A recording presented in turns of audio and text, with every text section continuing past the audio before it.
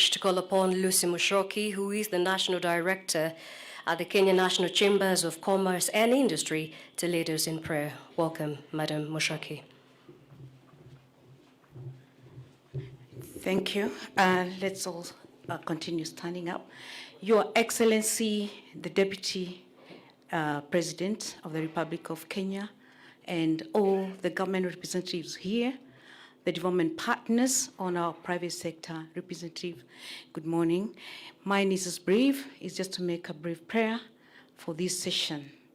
Our dear Heavenly Father, we come to you today. We thank you for this great day that you have brought us together. Our dear Heavenly Father, we know that it's not easy. Our country has been experiencing quite a number of challenges, but with you, everything is possible. We know that we believe in you and we trust in you, our dear Lord. We ask you to guide us today as we deliberate on the way forward with our partners.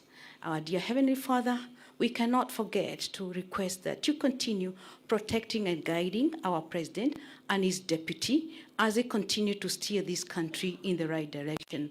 We know that it's not easy, but Lord, your powers, we believe that everything is possible and we are all headed in the right direction. With this, we ask for your forgiveness, we ask for your grace, and in the name of the Lord Jesus Christ, we believe that all shall be well. Amen. Your Excellency, sir, ladies and gentlemen, may we kindly all take our seats.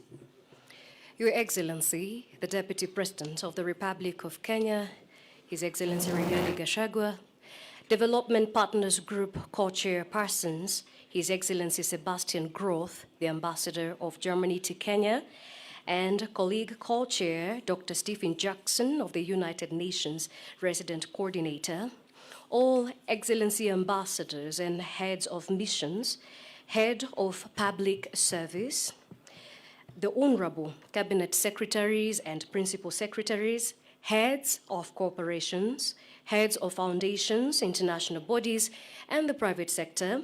Ladies and gentlemen, Your Excellency, you have hosted us and lead us in this biannual Development Partners Forum to ensure continued cooperation and tremendous growth in all sectors in the country. Your Excellency, without further ado, I wish at this juncture to kindly invite Madam Wanjiku Wakogi, who is the Chief of Staff in your office, to lead us in this first part of the program. Welcome, Madam.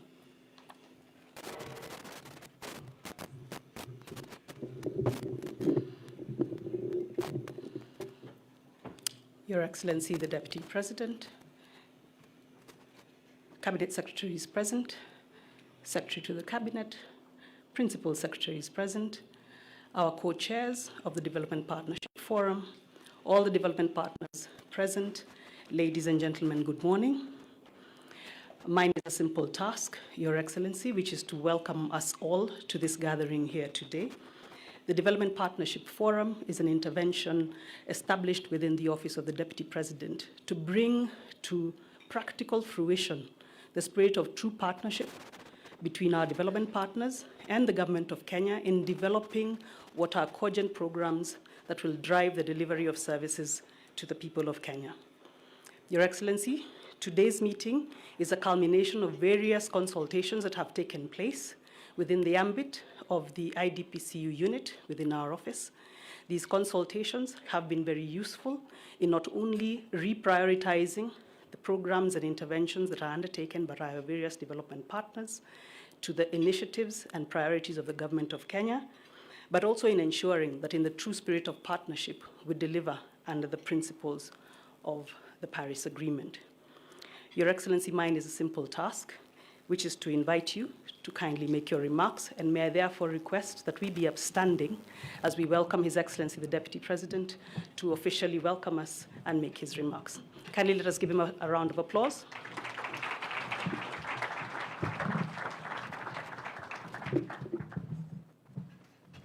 Thank you very much. Please be seated.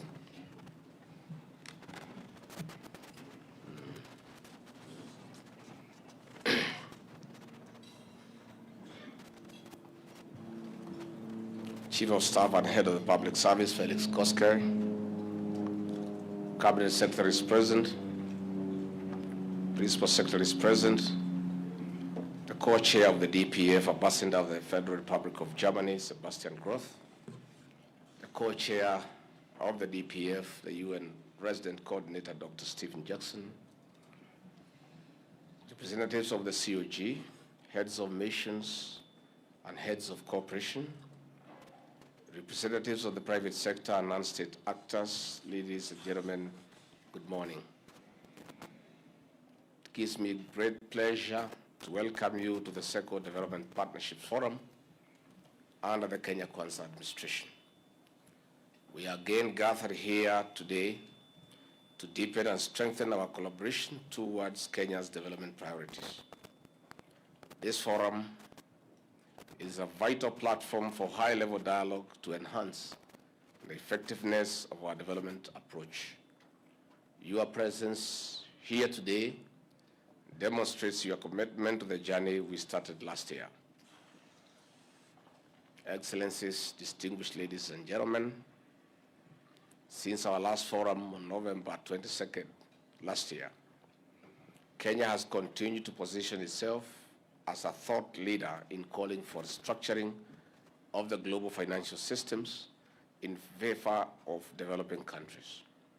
Kenya's participation and robust engagement in the global financial conversation has been significant.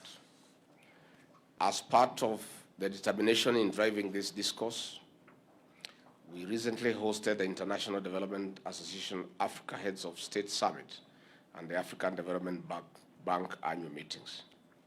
In such engagements, our voice underscores Kenya's proactive role in shaping global financial policies and practices, which are aimed at ensuring that our people thrive economically, socially, and politically.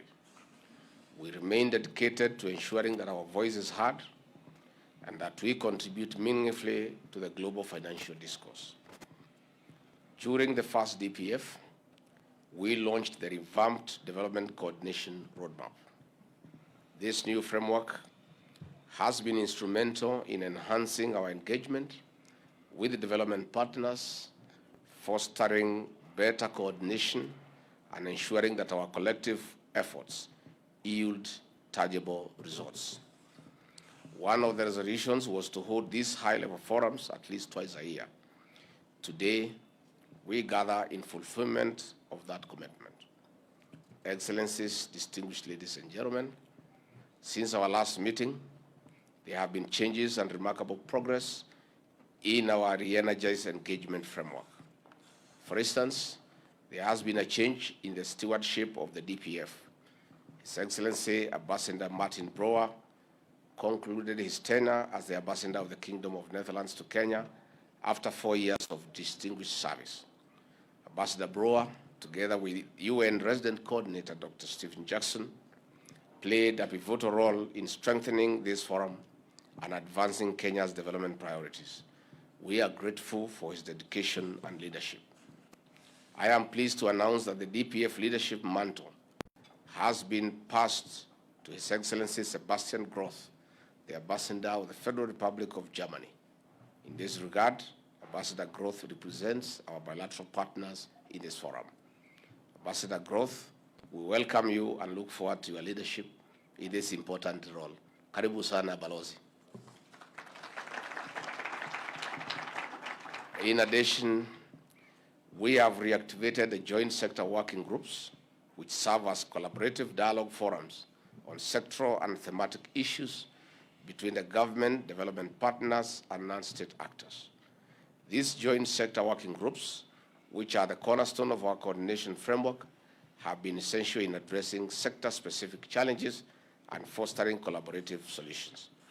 We continue to call on the co-chairs of these sectoral groups to ensure that our engagements remain robust, issue and results-oriented. We want to encourage the co-chairs whose joint sector working groups have not convened to urgently do so. Further, you will recall during the last DPF, we committed to constitute a high-level government policy forum to be co-chaired by myself and the Prime Cabinet Secretary, Honorable Musalia Mudavadi.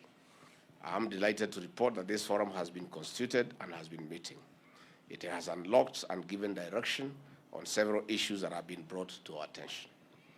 The establishment of this high-level government forum provides the assurance that issues affecting our dialogue and collaboration are given the highest possible attention within government.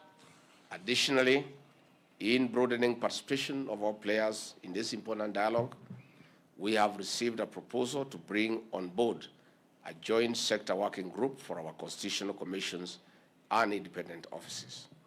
Through Executive Order Number 2 of 2023, which created a CCIO liaison office in my office, we endeavor to support the work of these offices while safeguarding their independence. Excellencies, distinguished ladies and gentlemen, it is our joint understanding. During the first DPF, we committed to enhance the absorption of our externally funded projects and to work together to develop a framework to strengthen the resilience of our country. In preparation for this meeting, we have embarked on a collaborative effort to delve into the factors that moderate the impact of development assistance. Today, we have the opportunity for an open and honest dialogue on what each party needs to do better to increase absorption rates and, most importantly, demonstrate results and impact in the lives of Kenyans. We recognize that improving absorption rates requires addressing challenges on both sides in project implementation and ensuring timely disbursement and utilization of funds. In keeping with the principles of the Paris Declaration and the Accra Agenda for Action of Mutual Accountability and Managing for Results, I urge our development partners to support the government's efforts to consolidate information on all the support provided to Kenya, whether on or off budget. This will enhance efficient, fair allocation and distribution of resources across the various sectors. I therefore urge all stakeholders to approach this discussion with a spirit of cooperation and a shared commitment to finding a lasting solution and filing of affirmative reports back to our respective governments. Excellencies, distinguished ladies and gentlemen, turning our attention to resilience, Kenya continues to face diverse shocks and stresses. They range from droughts, floods, accidents, pandemics, to economic shocks. Climate change-related shocks have been in particular severe, with the country oscillating between extreme droughts and devastating floods.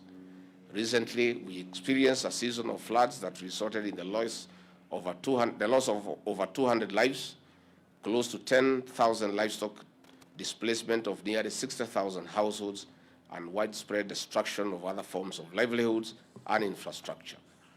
While the floods have not fully ceased, there has been some reprieve in most parts of the country. We are immensely grateful for the emergency support provided by our development partners, private sector, civil societies, and well-wishers. Many of the partners provided their material and in-kind support through UN agencies and the Kenya Red Cross, the Kenya Private Sector Alliance Foundation, and numerous community and religious organizations. We also extend our heartfelt gratitude to the assistance. You will agree with me then that this thematic dialogue on strengthening resilience is timely. A multi-agency team of 10 joint sector working groups coordinated by my office has been working on proposals to enhance our resilience across all sectors. Today, we'll have the opportunity to review the proposed roadmap to a well-coordinated and robust framework, which will allow us to build our ability to anticipate, respond, adapt, and build back better after these shocks and stresses. We welcome information and strategies, particularly from our development partners, on how to strengthen and deepen our resilience initiatives. Excellencies, distinguished ladies and gentlemen, as we embark on today's discussions, our shared goal is to improve lives of the Kenyan people. Our collaboration, coordination, and commitment are essential to achieving this goal. I'm confident that with your continued support and active participation, we can overcome the challenges we face and build a more resilient and prosperous Kenyan together. Thank you once again for your presence and dedication. I welcome you to a fruitful, honest, and candid discussion as we work together towards our common objectives. Asanteni sana.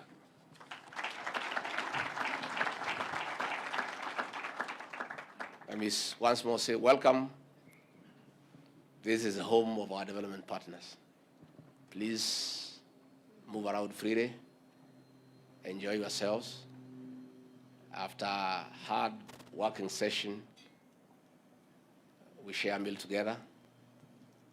Those of you who may have carried your swimming costumes, you can have a swim. And we continue getting to know each other informally. I encourage our CSs and PSs to get to know the partners, develop friendships, have informal discussions, be calling each other for a cup of tea, have lunch together, have dinner together. When we talk and engage continuously, we become better people, we get better results, and our objectives will be met with a lot of efficiency. So I want to really, really say welcome here, and I look forward to a very, very fruitful discussion. Asanteni sana, thank you very much.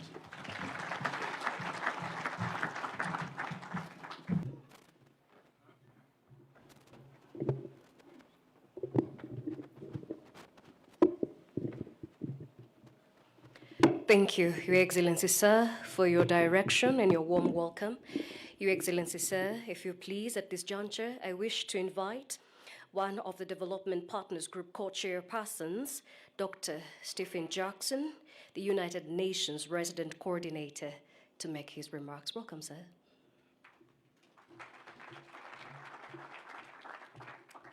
Asante.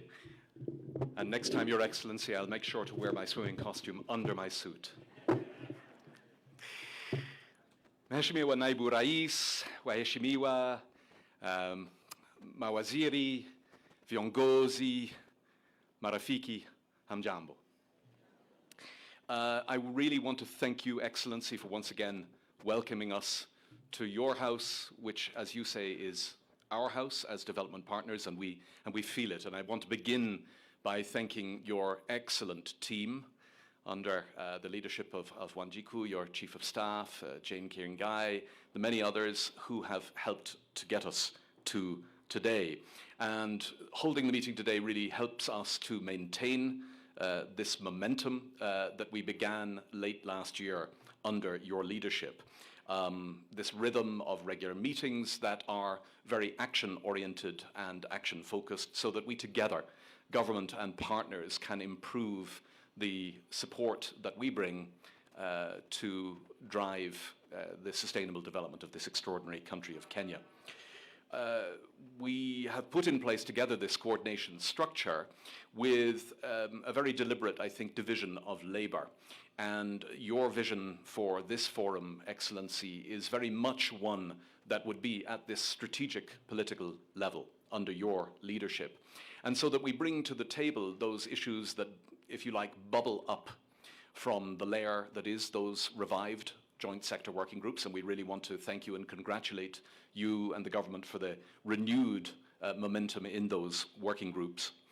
Through those working groups, through the Development Effectiveness Group, that we identify those issues that could benefit from that political push and that strategic steer that this forum can give. And so today's meeting is very much a waypoint, I think, in that journey, where we're going to be looking at two issues that I think government and partners together recognize as vital. The first, I think we were all amazingly encouraged, if I can put it that way, by the candor, the frankness, the directness, the honesty of the analysis that was presented at the last meeting as to where we're all stuck a little bit on the question of absorption, how we best put to work efficiently, rapidly, and accountably the support that the development partners are able to bring to Kenya. And then the second, as you said, sir, you've underlined the importance of resilience. If we didn't think it was important before, the weather is literally reminding us day by day, week by week, and life by life. So those two issues, today it will be a waypoint discussion. I think it will be an opportunity for us to check in on where we are in our common diagnostics of those challenges and how we want to map the action forward. And then I think we will also be putting together a rolling agenda for subsequent meetings. I think it's envisaged that we would hope to have the next meeting of the forum with you in September, and we're looking forward to that already. My final point would be just to welcome the degree to which we continue to open this forum to the other dimensions of Kenyan society, the private sector, and I see some representatives of the private sector in the audience, civil society, academia, and I think we can continue to do more and more together on that. Excellency, that's it for me, other than, if you will permit me, indulge me, to offer the floor to my new co-chair. I want to close by paying my own personal tribute to the partnership with Martin Brouwer, the ambassador of the Netherlands, who was a true partner in crime, if I can put it that way. But I'm absolutely thrilled to introduce and welcome with you Ambassador Sebastian Groth of Germany, and I know that that will be a partnership that will prosper under your leadership. Sebastian, if I can hand to you.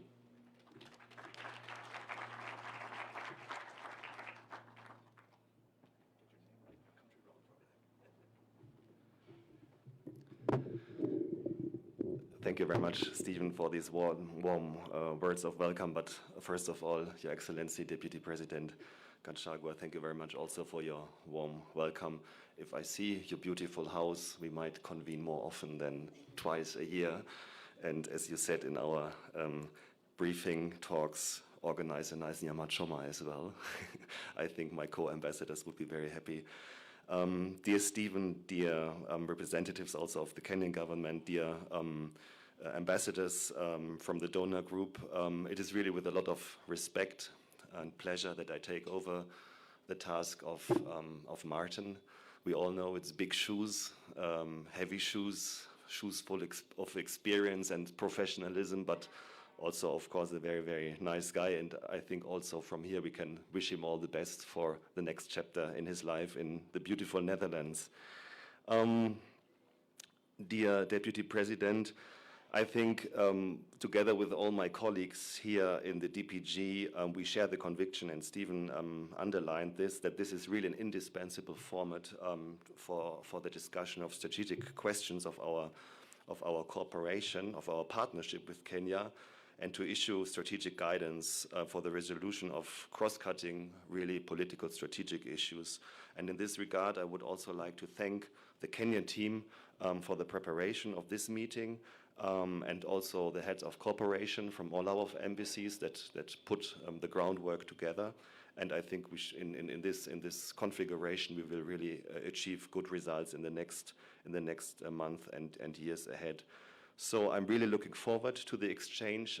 I can only offer also to all my colleagues here from the donor side, my mobile is always on. If you have something to discuss or an idea or something that we should take up with the government side, just give us a ring, inform Stephen and myself, but the same, of course, is true for the Kenyan side. If there's anything on your side that we should take up, that we should discuss amongst ourselves, I'm always open for this. Thank you very much for the warm welcome, and I'm really looking forward to the cooperation with all of you. Thank you very much.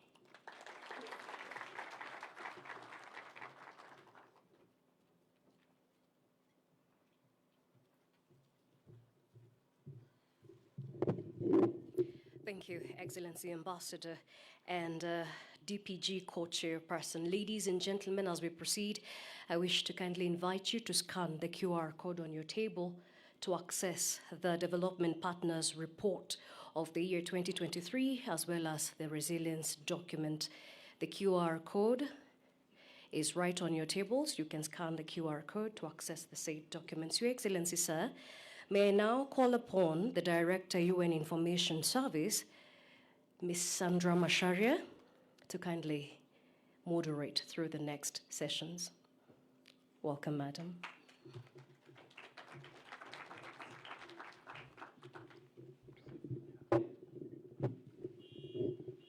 Thank you. Thank you, Rose. Your Excellency, the Deputy President, representatives of the Government of Kenya, heads of mission, representatives from private sector and civil society, academia, distinguished ladies and gentlemen, good morning to you all. We are now going to turn to the first substantive agenda item of the day, as described by the Deputy President and, of course, our colleagues Stephen Jackson and Sebastian Grota, and that is related to the challenges of absorption capacities. This, of course, has been a mutually agreed agenda item between the Government of Kenya and the development partners following the last Development Partners Forum in November of last year. The objective of this agenda item is to receive status of the Official Development Assistance, ODA, portfolio and assess the main challenges related to absorption capacities, get a joint update on steps taken to address these, and of course, the steps to be taken following our discussions today. As Stephen mentioned, the discussions today are a waypoint and to be followed up in future development partners fora. It is now my pleasure to invite Dr. Chris Kiptoo, Principal Secretary of National Treasury, to give us an overview of recent initiatives by the government related to absorption capacities for both loans and grants. P.S. Welcome.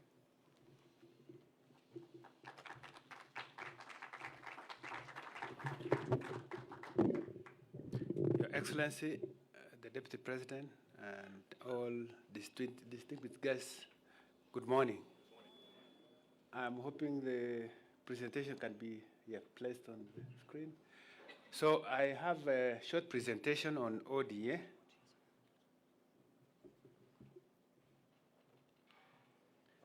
And that is the outline of my presentation. Just to say that the legal framework that underpins ODA, first is the Constitution of Kenya. That actually indicates that we must have a consolidated fund through which all monies have to come. And out of that, we have now the the PFM Act and also the regulations that go with it. And then for all projects, we have PIM regulations. And for projects that go to county governments, we also have the County Government Additional Allocation Act. Then we have a number of government circulars, as well as a debt borrowing policy. So that is the legal framework, which is a requirement for aid effectiveness. And for ODA projects and programs, we have two categories of development partners. We have multilateral partners and we have bilateral partners. For multilateral partners, we have the World Bank and the IMF group. For the World Bank, we have IBRD and IDA. For Africa Development Bank, we have the African Development Bank, we have the African Development Fund, ADF, we have the Afri-Exim Bank, and the Africa 50. For the European Union, we have the European Investment Bank and the European Development Fund. Arab and Middle East has Kuwait Fund, BIDEA, OPEC Fund, and Saudi Fund. For UN agencies, we have a number, but we have named there for the UNFPA, the UNICEF, the UNDP, the UNEP, the WHO, and the GCF. Then we also have the Global Fund. For bilateral, we have within the Asia and Pacific, China is one of the main bilateral donors, together with Japan, India, and South Korea. For the Americas, we have the Ford Foundation, the USAID, Gavi, Millennium Challenge Corporation, the MCC. And for Europe, we have a number of bilateral countries. I've just named a few, but there are quite a number of them.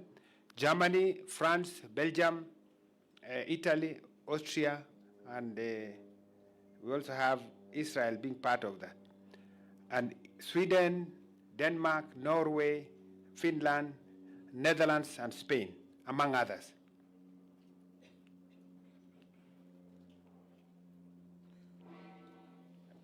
I don't know why it's stuck. Somebody help me? Okay.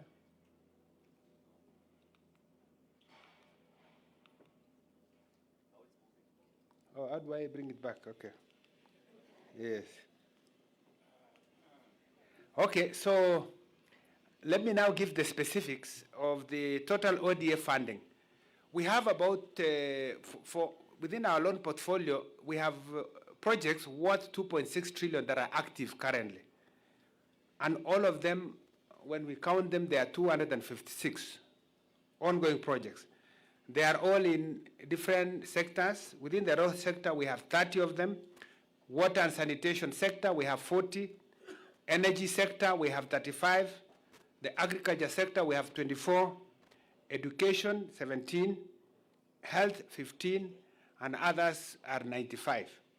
And how are these projects distributed? We have 44 projects within the World Bank worth 1 trillion. And that constitutes 42% of the entire portfolio of 2.6 trillion. Asia and Pacific follow with 41 projects of 548 billion, constituting a share of 21%. For Europe, we have 61 projects worth 450 billion, constituting 17% of the share. Africa Group has 38 projects worth 287 billion, constituting 11%. For European Union and EIB, we have 20 projects worth 80 billion, constituting 3%. For the UN agencies, all of them are 26 projects, about 50 billion worth of those projects, and the share is 2%. Global Fund has a share of 1% with 8 projects amounting to about 32 billion. The USA has a share of 1% with 8 projects worth 31.5 billion. Arab and Middle East has a share of 1% for 11 projects worth 28.2 billion. The IFAD also has a share of 1% with 4 projects worth 22.7 billion. So total 256 and projects worth 2.6 trillion shillings. So we have tried to do age analysis, and this, Your Excellency, is work in progress. I have asked the entire team in the National Treasury to do portfolio analysis. And I've seen good progress, but we have not completed this work. We hope by this next meeting we'll let you know. Because we want to do age analysis and ask ourselves why we still have a lot of projects that are, that have stayed for too long. What is the impact of them? Why are we having them staying for that long? But this is what is showing in the preliminary work that we have done. 10 years, projects that have done over 10 years, we have loan amounts of 216.3 billion, a grant amount of 22.3, totaling 238.6 billion. In this 10-year period, we have only disbursed 132.9 billion, which means 61% of disbursement. We need to ask ourselves, why 10 years? In 10 years, we have only done 61%.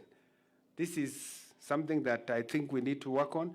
Those projects between 5 and 9 years, for loans, they are worth 1.1 trillion. The grants are about 104 billion. So the total portfolio is 1.19 billion.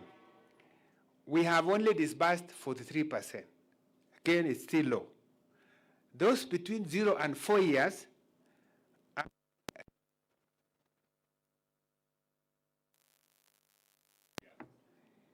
those between less than 4 years are actually we have only done 12% disbursement. So total ongoing projects are worth 2.4 trillion and in terms of loans and 245 billion in terms of grants. So the total amount is 2.67 trillion. But you can see we have only disbursed 731 billion.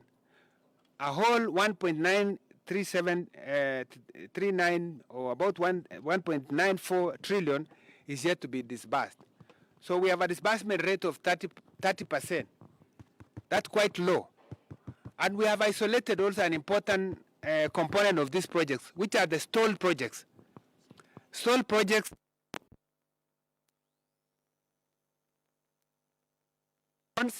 and grants of about 2.5 billion. So in total, we have about 238 billion worth of projects, and we have only disbursed 42.6. So disbursement rate is 18%. This is not good because projects are stalled and the money is tight, so we are paying commitment fees. We are not getting value for money, and we have said we need to sort this once and for all. Either we complete them or we just sign off and see whether we just abandon them, because we have just to do something about them. So, Your Excellency, I now present the ODA status as at 31st May in terms of portfolio. So the Africa Group has done 54% disbursement. IFAD has done 54%. I'll not go into the numbers because of time. The EU EIB, 47%. Global Fund, 46%. Asia and Pacific, 44%. Europe and World Bank, Europe itself is 42%, while World Bank is 35%. Arab and Middle East, 34%. UN agencies, 3%. USA is 0, but I think it's just because of the fact that we have put one digit. I mean 0, eh? Okay. You want me to go back? Off budget, yes. That's why it's 0, because it's off budget. Most of the USA support is off budget. So total, you can see there is, we have 40% disbursement rate for all the projects as at 31st May this year. And this is the status by sector. I think I had mentioned earlier, roads take 12%, water take 15%, energy 14%, education sector 7%, agriculture 9%, health 9%, and the other sectors 37%. Look at the trend. How have we been doing before? We have started from 2016, 2017. I urge you to first look at the lower part. You can see that 2016, 2017, the disbursement rate was 75%. The next fiscal year, 2017, 2018, it went up to 81%. 2018, 2019, another increase to 86%. 2019, 2020, 87%. Then we started declining from 2020, 21. It could be because of COVID at that time. And it has been, it went down to 77%, then 2021, 22, 65%, and then 22, 23 has picked up to 68%. You can see in the disbursement trend that it went up and then it has come down. And so we still, if you are to rate this, if you are doing an exam, this is probably a C+, not even a B. Now, we are looking at, for up to May this year, how have we performed in this fiscal year? Loans revenue, you can see we have a printed estimate of 123.8 billion. But in supplementary 1, we reduced by 9 billion. In supplementary 2, we have reduced by 12 billion. So the total revised estimate is 102.5 billion. And the cumulative disbursement is 66 billion. So we have an absorption rate of 64%. Grants is 63%. And loans under A&A is 62%, while grants under A&A is 25%. So total is 60%. I think we'll be coming back to this, why, especially in supplementary, we have to always, most of these projects are earmarked for budget cuts, because there is no need to project higher expenditure when you can see that you are not going to spend that money anyway by end of the year. So this is 2023-24 absorption rate. The red line is what we had planned to spend. But the blue line is the actual. So you can see the funding gap there. And this is something we need to address, that when we plan a budget, we implement that budget. Otherwise, we plan and it's like planning to fail, and that is really not good. Something we need to know when we put in the budget, let's implement the budget as planned. Now, let me go through the development partners, the partnership. This is the development partners disbursement status. I'll go through the International Union for Conservation of Nature and Natural Resources, that's IUCN. As 31st May this year, their disbursement rate is 100%. I'll not go to the numbers, but they have one project. The African Union has one project, 91%.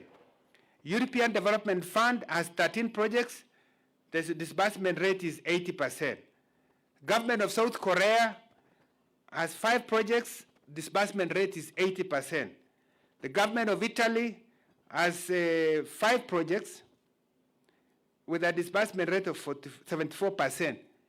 IFAD has 4 projects with a disbursement rate of 74%. The government of China has in these three projects and has a disbursement rate of 70%. World Bank has 33 projects with a disbursement rate of 66%. The government of Belgium, 5 projects, 65%. Government of India is 2 projects, 64% disbursement rate. Africa Development Fund, 34 projects, disbursement rate of 62%. UN Women, that is United Nations Women, has a disbursement rate of 59% for 1 project, while government of France has 15 projects with 59% disbursement rate. Green Climate Fund, we have 2 projects, and the absorption rate is what you see there, 58%. Same to government of Germany, 21 projects, 51% disbursement rate. Government of Finland, 2 projects, 58%. Government of Sweden, 47%. And you see that Global Fund is 40%.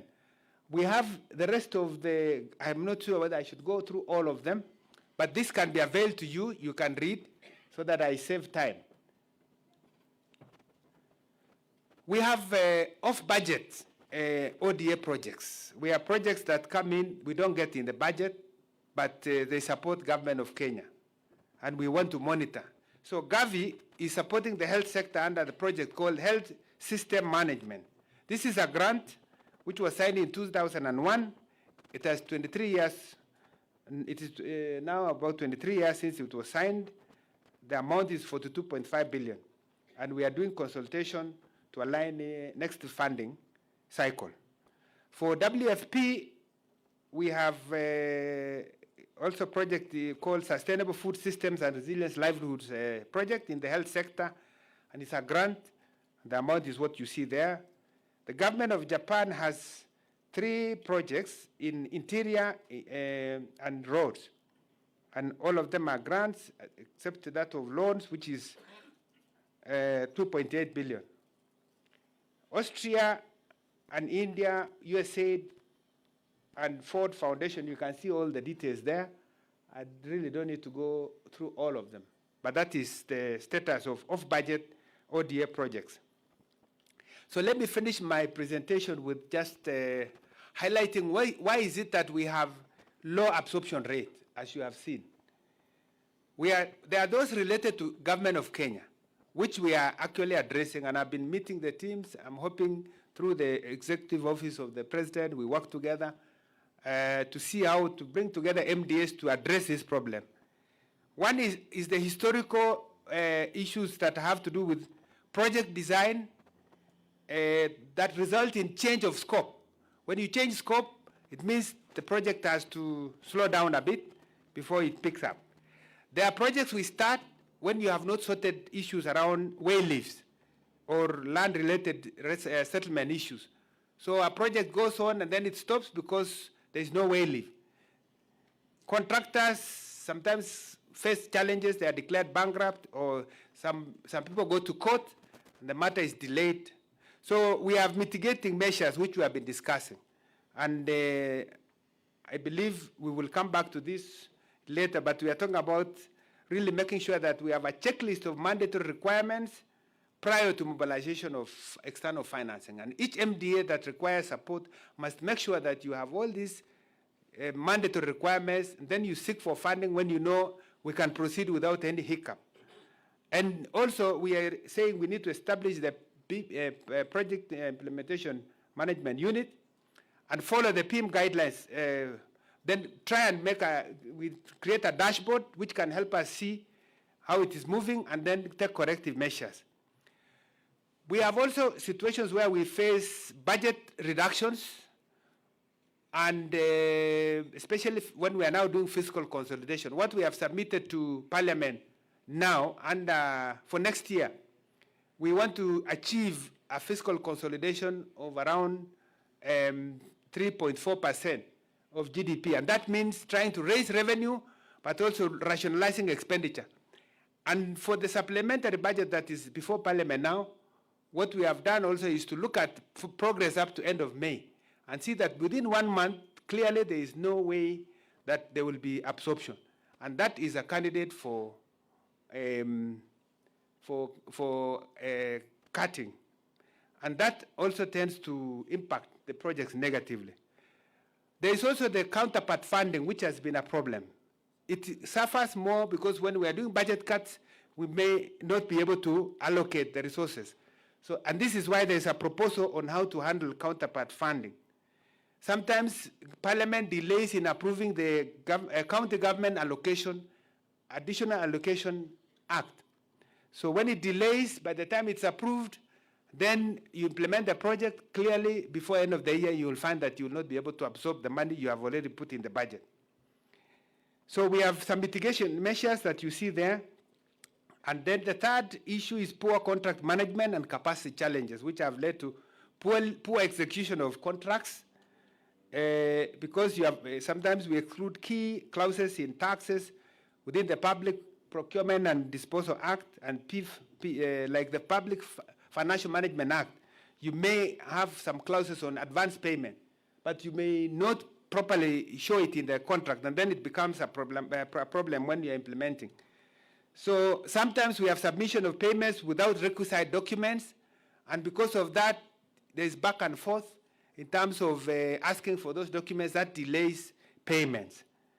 We have last-minute rush for payments on projects ending, and that can be also problematic. Then there are penalties and interest on delayed payments, which is an issue. We have mitigating measures there. I did not go through them because I think I'll mention them in my closing remarks. Others are conditioned precedents to effectiveness. Sometimes we have delays in granting of legal clearance and legal opinion, especially from the Office of the Attorney General. Sometimes there's also delay in subsidiary agreements, back and forth within ministries, National Treasury, and the AG. That is a challenge. Then we also sometimes have what we call supply-driven projects, where sometimes you have money, people coming, donors coming in to push to say we have money, but it's really not that we need that. But some entities will require, they may not be in line with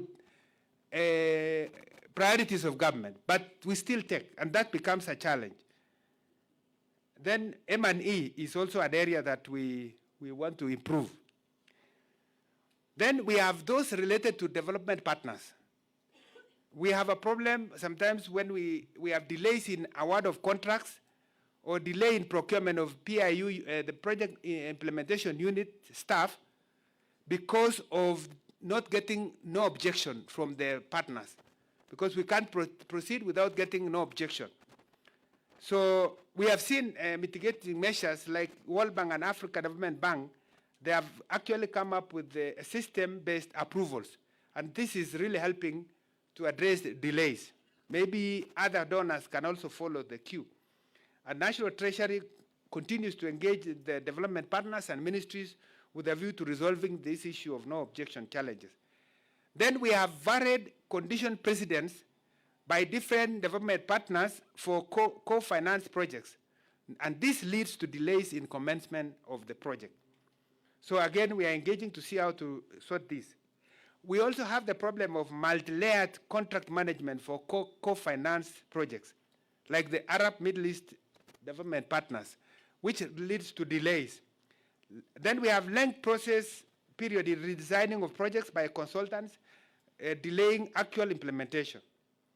So I want to finish this presentation by presenting to you what we have agreed as way forward. We propose the following policy and technical recommendations. On policy, we are saying all projects must be approved by Cabinet for ownership and policy direction.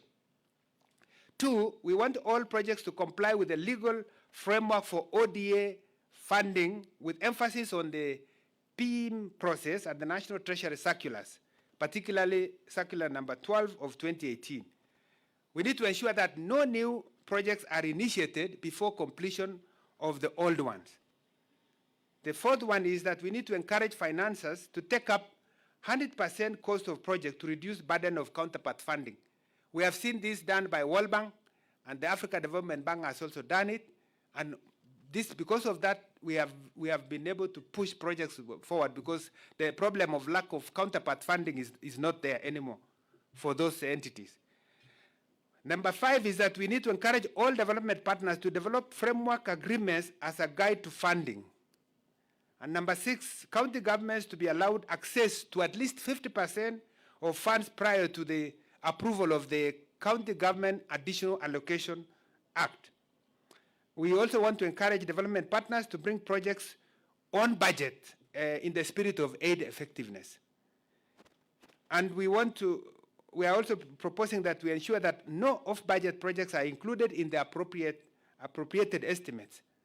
And number 9 is that all development partners mapping should map to identify a comparative advantage by sectors to guide on new funding to ascertain an equitable spread.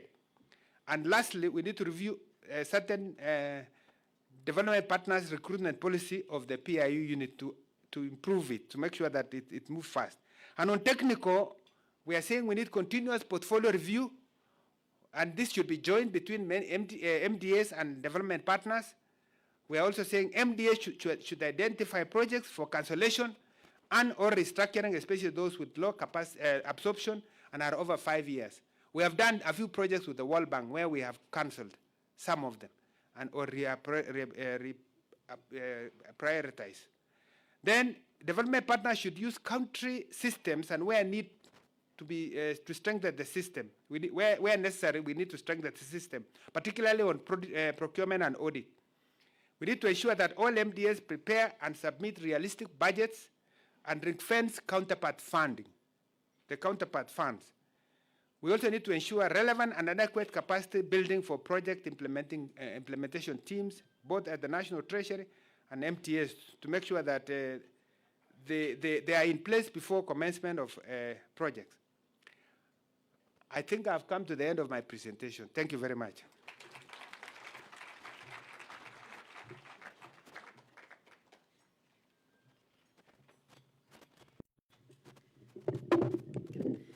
Thank you, P.S. Kipto.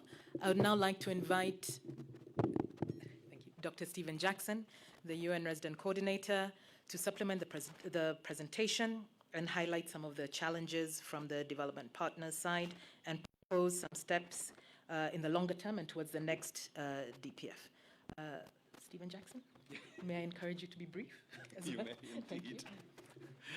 Thank you very much, Sandra. And P.S., thank you so much for the presentation and for its candor. A C+. I think all of us would agree with that.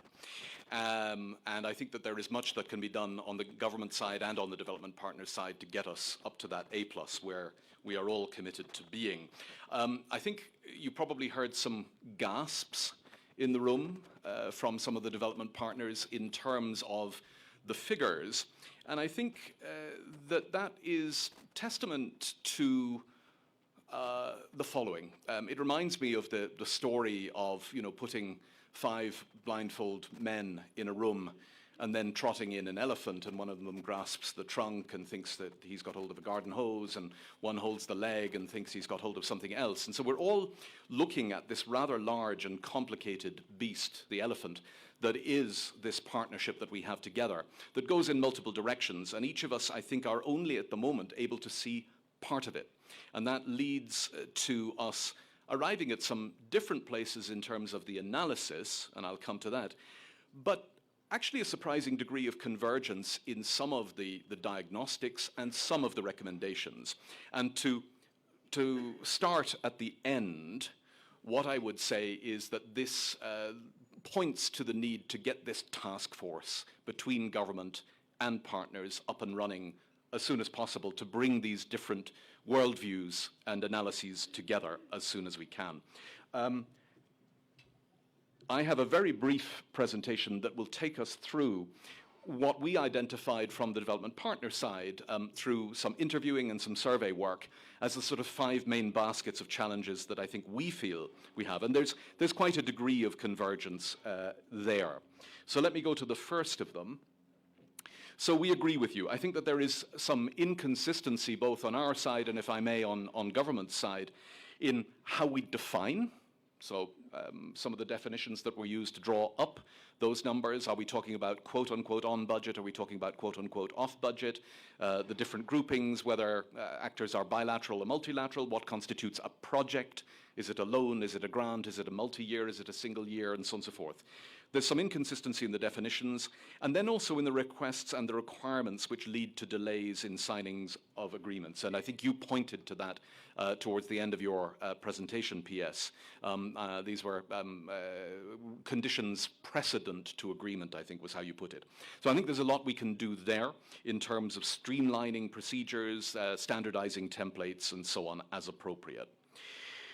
The next, and I really want to lean into this one quite hard, there are some practical, and I emphasize that they are practical, not principled, challenges for many development partners in the room in living up to the strictures of the Public Finance Management Act and some of the associated regulations that go with that. Why do I say practical, not principled? So we are all, as development partners, committed to full visibility and transparency of what we are doing, who we are working with, what we're trying to accomplish for Kenya and with you, and the maximum possible alignment. What we see in the development partner landscape is a real variety of different forms of engagement and, critically, scales of engagement. So the same kind of approvals procedure that work for a, forgive me, Keith, a $100 or $200 million loan don't work for a 500,000 project.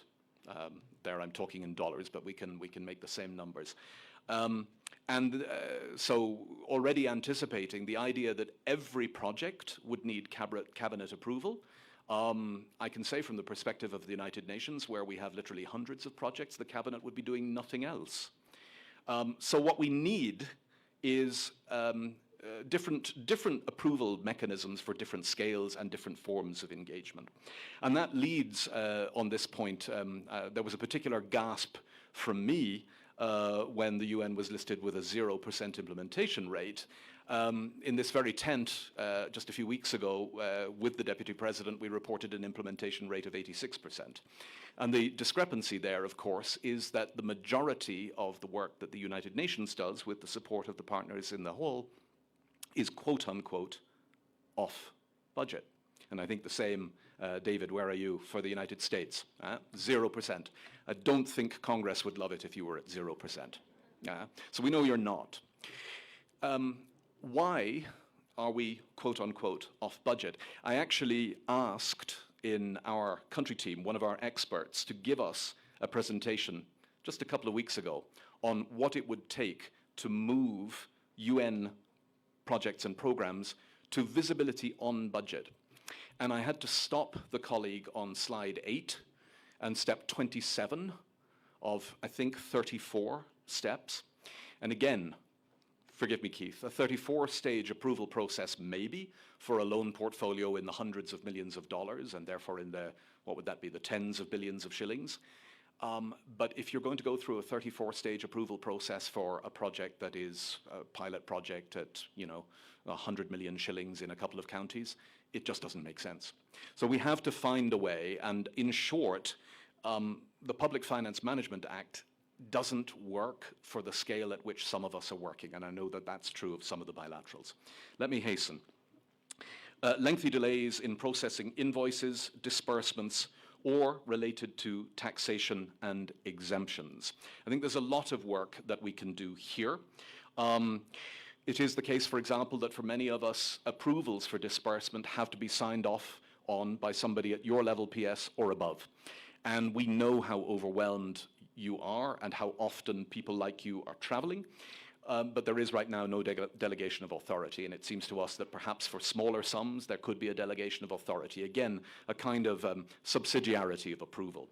But often contractually agreed to timelines are broken. Sometimes that's us, sometimes, forgive me, that is you, and that creates unnecessary burdens. And as you pointed out, PS, particularly for the loans, that means that government is continuing to pay administration fees while implementation is remaining stalled. That doesn't work for anybody.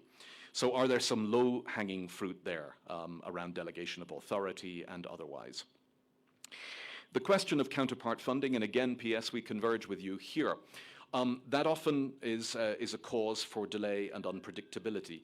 If counterpart funding is expected either as the government's contribution to a loan agreement or to a grant agreement, we need to have much better prioritization with you and consultation with you beforehand, and we as partners share in that. But other times, and your boss and mine, Prof. Juguna, is not in the room yet, I think, but I remember him receiving me at 6 in the morning to unblock a small but significant grant agreement between a bilateral partner and a UN entity and the Kenyan government. And I was told, well, the reason it's blocked, Stephen, is that there's no provision made for the counterpart funding that the program expects. To which I said, yes, but the program doesn't expect any counterpart funding, CS. It's a misunderstanding. We had the letter of no objection within 35 minutes. So very often there can be this mistaken assumption that counterpart funding is needed when it isn't. So we have to get better at that. Final point. So lack of visibility to and importance given to development partner support that is not in the form of direct budget support. A decade ago, a lot of us were doing direct budget support. These days, very few of us are. And I think what we saw in the presentation that you gave, which was excellent, but it means that the direct budget support and the on-budget work is much more visible to government than the stuff that is, quote unquote, off budget. We need to find a way to render that, quote unquote, off budget support more visible to government, more accountable to government, more transparent, and where it can be better aligned, but in a way that doesn't hold things up. And as I've already said, I think we collectively feel that the Public Finance Management Act isn't a supple enough tool to deliver on that. So we need to find other ways to render that larger quantity of support. I was trying to do the numbers in my head, but I think it's at least as much again. I think it amounts collectively to about another $2 billion per annum, or something like 200 billion shillings. Please don't quote me on that because I'm doing it from memory, but it's about that order of magnitude. How do we render that visible to you, accountable to you, transparent to you? So, like you, some thoughts about a way forward. We reaffirm our commitment to strengthen that visibility and that alignment. We want to work with government to do that. We want together better to seek the solutions that would help to render visible that full totality of the support that is brought, including support that is not directly on the budget. Our discussions today were intended as a waypoint. We are converging what we see from the partner side and what government sees from its side. I think, therefore, the candor that we've had this morning, I hope, is a very helpful step towards that. I think it's critical now that we do have that joint task force that can converge the two views, that can dig into the recommendations together, dig into the analysis together, come up with some recommendations to bring to the Development Partners Forum, inshallah, in September. particularly, what are the key blockages? I think we've both identified those. What are some low-hanging fruits? And what are some priorities, even though they're not very low-hanging? I don't think that the taxation exemption issue is a low-hanging fruit. It's a complicated one, but it is very important that we get it right for all of the partners in the room. We need to then identify timelines, milestones, and responsible focal points on government side and the development partners side for the implementation of each recommendation. And then we need, and this is the crucial bit, that's what this Development Partnership Forum is for, is to bring this issue back and for us to hold ourselves accountable to what we've agreed. Where are we on fixing the visibility? Where are we on fixing the implementation pace? Where are we on working out better ways to ensure that visibility, that alignment, that transparency, and that accountability that don't hold us back and hold us up? Thank you very much.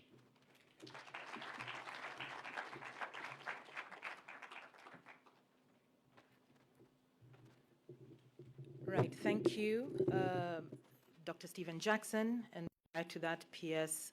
Kiptor.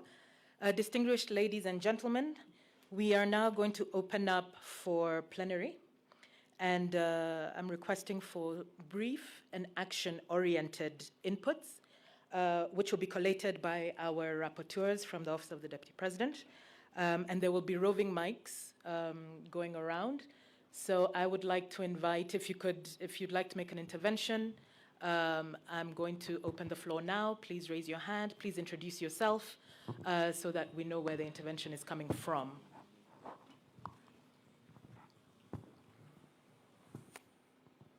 Okay, we have an intervention there. Thank you. Yeah, good morning. Happy to be here. I'm Wanjiro Gekonyo. I'm representing Reality of Aid Africa. And thank you for the detailed presentation. And it brings to mind, coming from a civil society perspective, there was a discussion that I was party to, and I'm not sure how far it progressed, around a program called COST. And this program was being proposed to the government of Kenya by another civil society platform to bring visibility to projects around PIMS, the project implementation framework, and just generally to open it up. And looking at this, I think there's need to pay attention to that accountability side, while sorting out some of the nitty-gritty around, what we are seeing here. So I'd like to add that. And maybe the other reflection is around the budget approval process and compliance. We are seeing the same thing at counties, where projects are put into the budget, the assessment and evaluations are not done, the land's not secured, and then you have non-implementation. So that is also, it's a compliance issue, it's a culture, but it's also looking at the regulations and the law, because this is a gap that was introduced with this PFM. The previous planning and approval process was much more open, and again, stressing, of course, to ensure that there's collaborative government, there is oversight by citizens in the process as this happens. So for me, it's just accountability. There are tools and platforms that exist. This is a fantastic forum to consider bringing on board, that level of transparency and visibility. Thank you. All right. Thank you, Wanjiro, for that on visibility and transparency around the approval system as well. We have a question.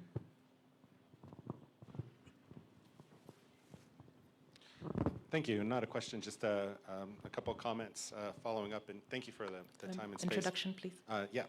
My name's David Gosley. I'm the USAID Mission Director here for Kenya and East Africa. Just a couple quick things to follow up on the really helpful presentations. First, want to underscore what Stephen mentioned is a complete commitment for complete transparency and accountability for all funding. Kind of to underscore for USAID's contributions, over the last 2 years, each year alone, we provided over 1 trillion Kenyan shillings of development assistance. All of that captured either through our implementation letters that are signed by both the CS and the, from the relevant ministry and the CS for Treasury. And so fully committed to working with the Treasury to determine best how to capture those, and I think any development partner assistance so that it's fully accounted for in whatever way is appropriate going forward. The second thing, just to underscore on the VAT issue and give you a very practical example. Right now, very much appreciate the efforts that are going on in the Treasury office to continue to reform that process.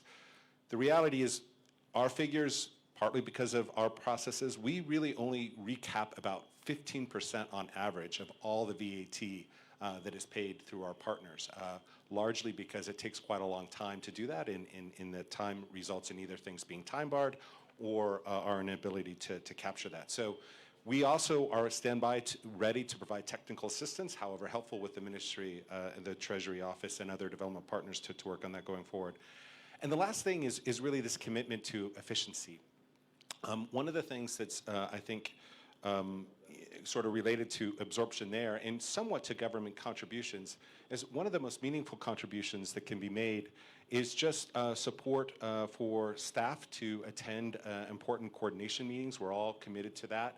Per diems and a common policy and perspective on that. And I know that we look forward and we're continuing to work with the Development Effectiveness Working Group to come up with a common understanding on what the roles and responsibilities are in terms of meeting locations, per diems amount, top-ups, those type of things. So we have a consistent approach to all that and look forward to continuing to work with the Treasury Office on that as well. So thank you. Thank you. Thank you for those 3 points around transparency, technical assistance, and efficiencies. And we now have CS Tuya? Yes? Is it? No? I'm sorry. Yes. So mic for CS Moses Kuria, please. Thank you very much, Wanjiro. I just want to give some perspective from this other side of government. I am delighted with presentation by Professor Kipto, by Dr. Kipto, because if it was a courtroom, it could have been a pre-bargain or mitigation. But I think some real issues have come out that we as government need to sort out in terms of the process. There is a lot of cleaning up required.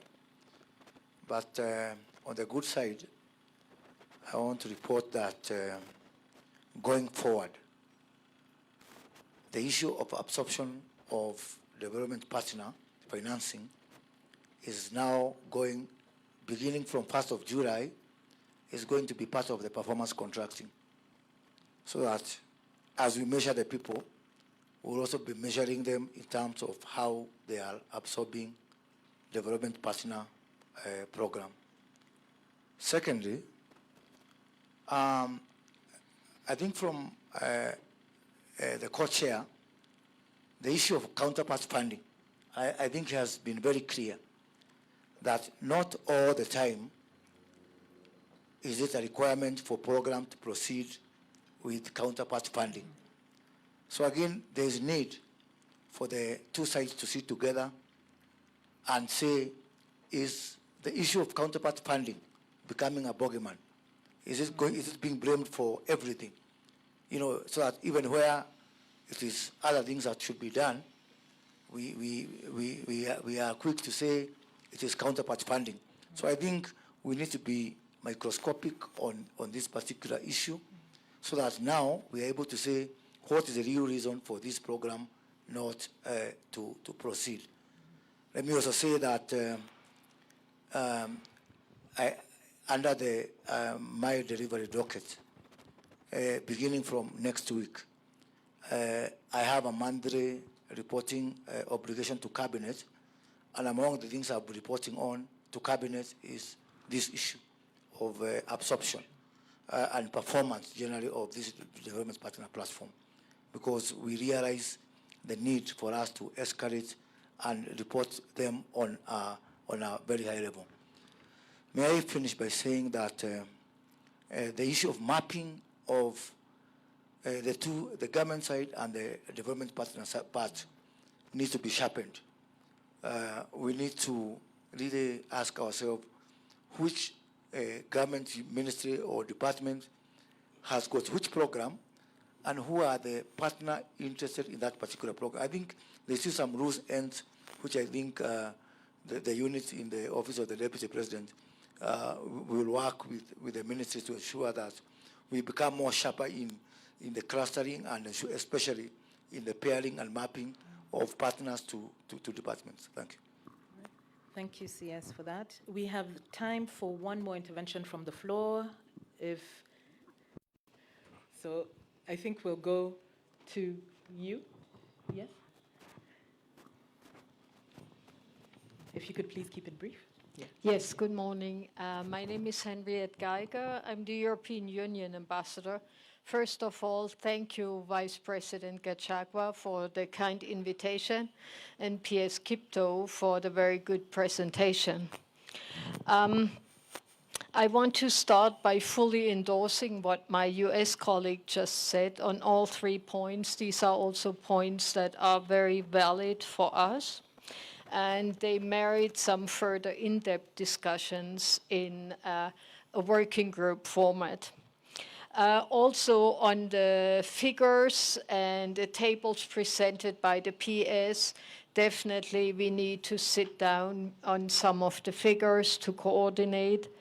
I wanted to talk about streamlining of the process, because when we talk about absorption capacity, what Stephen said before, unblocking is what we do right now. We unblock one by one, and that is not the way we can work, because if I unblock my project, then the other projects are being blocked. So we unblock what is good for us, and the rest after me the flood. And that cannot ever lead to 100% absorption. So we have to streamline the system so we do not need to unblock and intervene for things to go ahead. Regarding the co-financing, this is indeed a very critical issue at this juncture of Kenya, and we all know why. But the EU is working with both grants and soft loans and concessional loans. So if there's no co-financing, we cannot do blending of grants and loans, leveraging much larger amounts. So in one way or another, we have to find a way around it. Otherwise, we can only work with grants, which will greatly limit the flows into Kenya. So this is also something that is not easy to resolve, but we have to resolve it. Thank you very much. Thank you so much, Ambassador. I think those were all very good interventions, and I'm hoping our colleagues were able to take those down. We are now, because we are pressed for time, I would say that in order to ensure the action-oriented spirit of the ambitions of His Excellency the Deputy President, Government of Kenya, and development partners, they've mutually agreed on a decision for this agenda item, and I think a lot of it has been reflected in the conversation here, that will allow us to take steps to address the challenges that have surfaced here related to the absorption capacities of both loans and grants. And so to briefly summarize, and some of this was alluded to by our presentations, our presenters earlier, that development partners and government will together work to strengthen visibility and alignment of support to Kenya, particularly seeking solutions to render visible and better aligned partnership that is not in the form of direct budget support. And the DPF will mandate a small task force comprising representatives from the government and developing partners to work on identifying concrete recommendations, some of which, of course, were mentioned here, for how to address these key challenges related to absorption capacities. And the task force will report back at the next Development Partners Forum. Ladies and gentlemen, that concludes the agenda item on absorption capacities, and we will now move on to the strengthening resilience agenda item, which is our second agenda item for today. Again, following the DPF last November, it was agreed that partners would work jointly to identify recommendations for how to strengthen resilience, to ensure that this is more coordinated, inclusive, and flexible, among other things. Specifically, 10 joint sector working groups under the coordination of the Office of the Deputy President were tasked to provide inputs to an integrated resilience framework that will help guide both the government and the development partners on how to strengthen our response and report back on this to the DPF membership. I would like now to introduce a very short 1-minute video on resilience produced by the Office of the Deputy President. In the recent past, heart-wrenching shocks have pierced the heart of Kenya. Irrespective of the challenges faced by adverse effects of climate change, geopolitical factors, political dynamics, and technological disruptions, the nation has stood strong but bruised. We cannot rule out future pandemics, accidents, droughts, floods, epidemics, cultural shifts, political instabilities, food insecurities, and other shocks and stressors that hit with little or no notice. So, we must come together in the face of adversity. We must build and strengthen resilience as individuals, households, organizations, communities, and as a nation. There is need for us to have mechanisms which will ensure better governance and coordination. The need and call to better responses, a harmonized approach, and refined adaptation will yield a prepared nation against disruptions, shocks, and stresses. A national resilience framework will therefore strengthen flexibility, adaptability, and better response.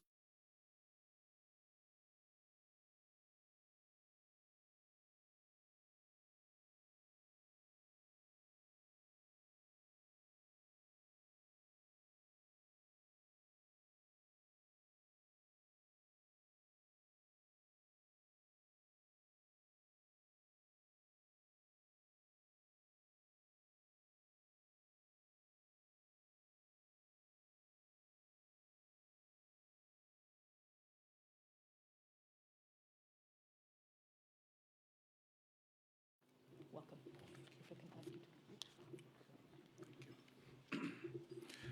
Your Excellency, Honorable Cabinet Secretaries, Big PSS, distinguished guests, good morning.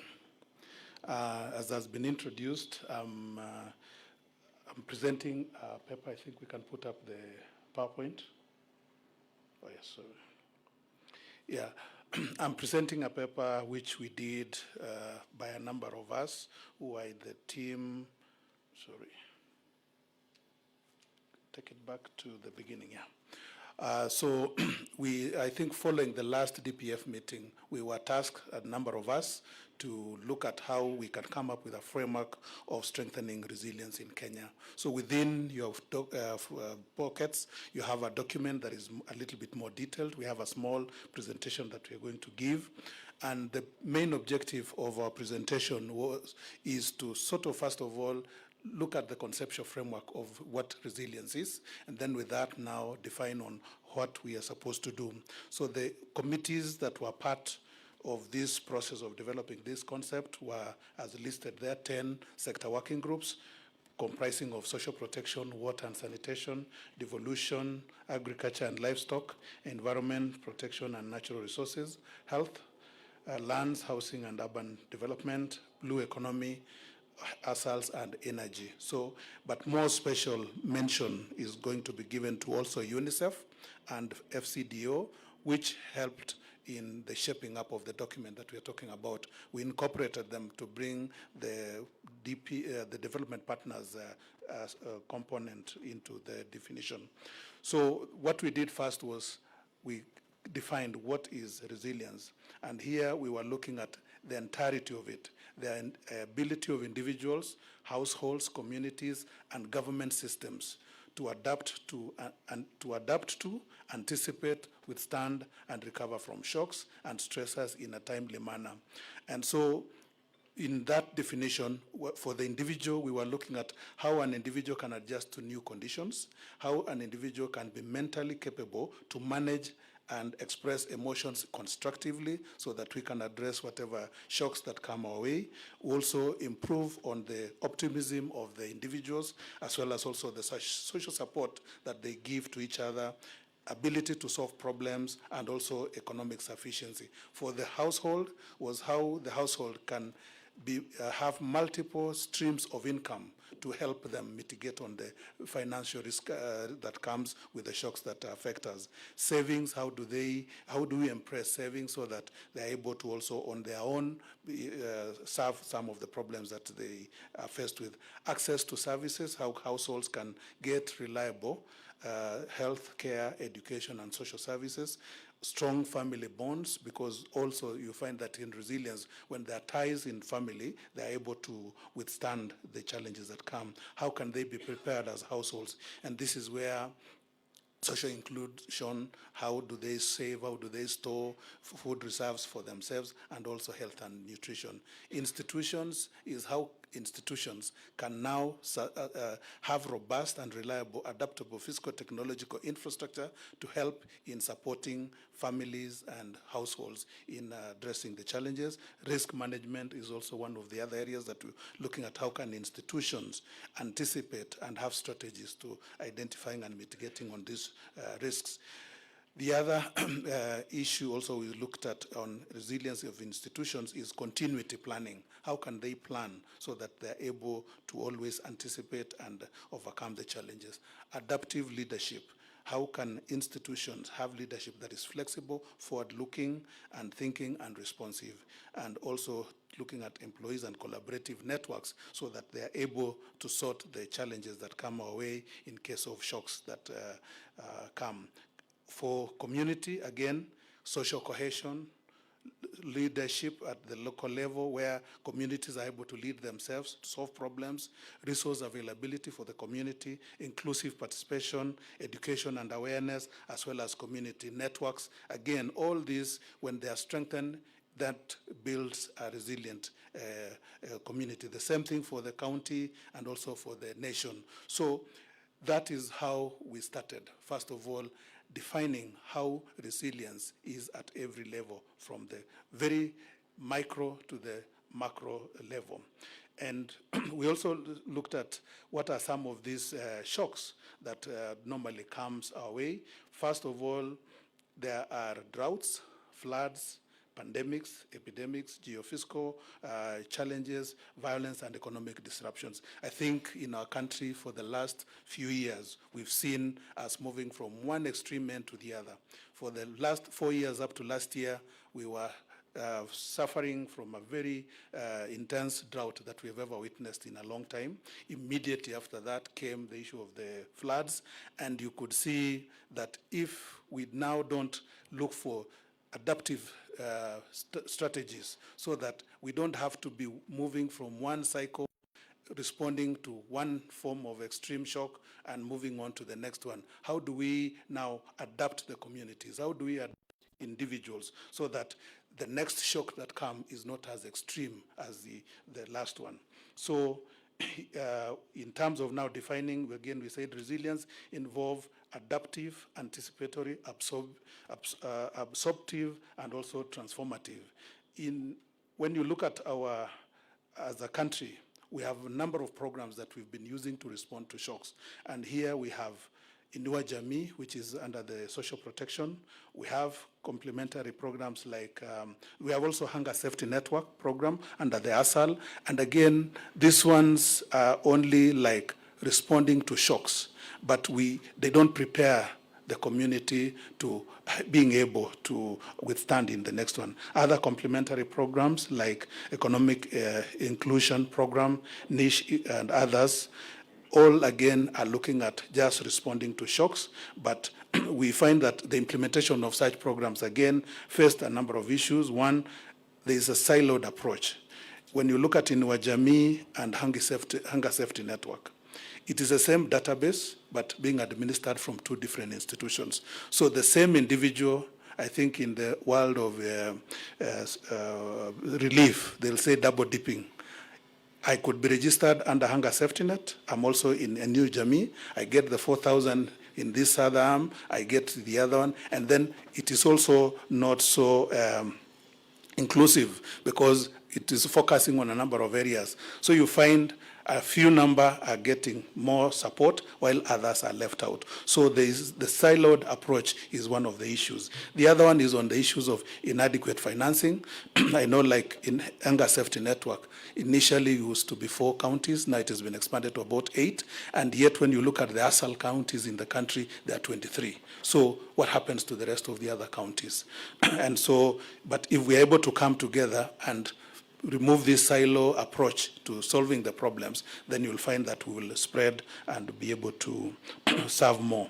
Weak coordination is also another challenge, and also legislation to effect coordinated resilience is not yet institutionalized. And I think there is a process, as we are talking, of a national disaster risk management bill and social protection that is ongoing. So the gaps that we identified, one is that there is issues on governance, there's issues of financing, and then there's issues of adaptation practices. And I'll want to spend a little bit more time on the adaptation, because when you look at the programs I've mentioned, they're only on response to shocks.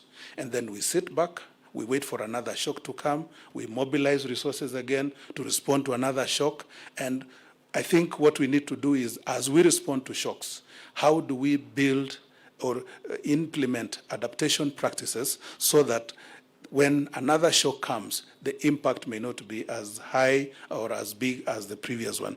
For instance, when you look at the cycles that I mentioned a while ago, in a few months, maybe we may be back here again asking us, we have drought, pasture has been depleted, we have issues of animals dying, people are suffering from water scarcity. Yet, we have just come from a flood situation. So what we are advocating in this resilience strengthening strategy is that how do we program activities that are going to go towards changing and adapting the communities, so that in the areas, and we went through all the sectors, like in our sector of water, how do we harvest, store the water so that we can avail the same water for irrigation, for household use, and animal and pasture regeneration.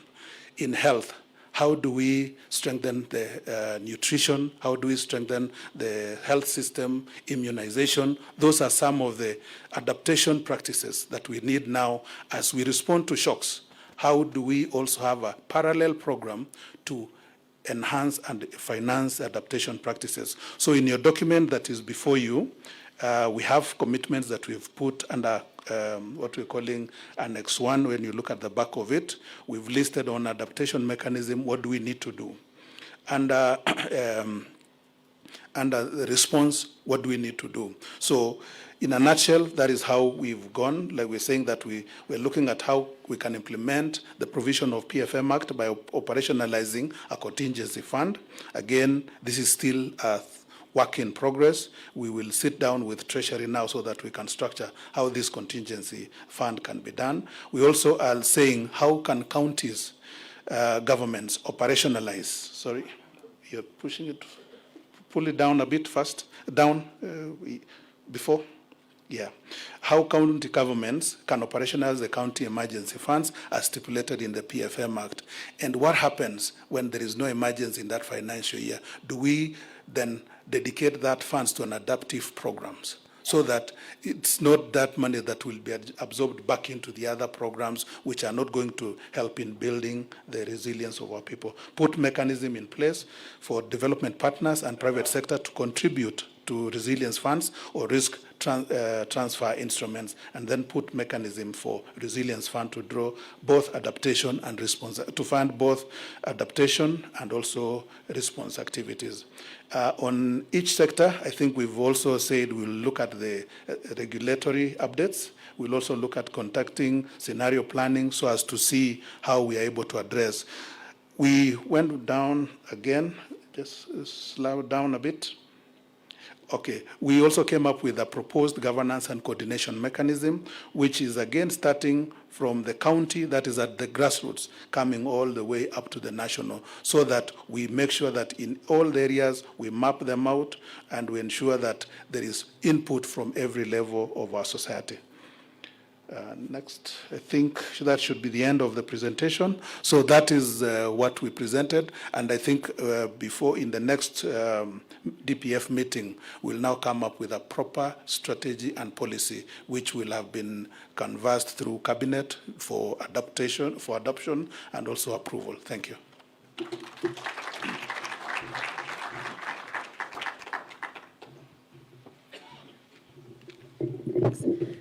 Thank you, PS, for that presentation. Ladies and gentlemen, again, we will open up for plenary for about 10 minutes. And I want to assure you, I know that there had been hands up in the last round, and we couldn't get to that because of time. Please rest assured that we do want to hear your inputs.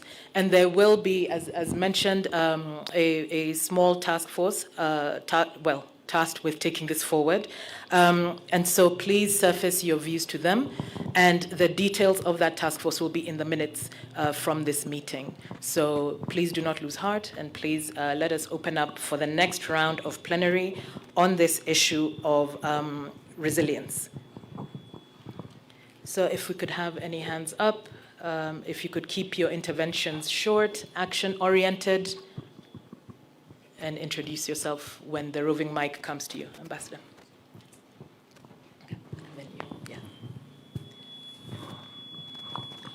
Thank you. Caroline Vicini, Ambassador of Sweden. We got access to this document that talked about resilience at every level, from the family unit all the way up. And it was a very beautiful instrument, or a very beautiful document in sort of expressing solidarity on each and every level.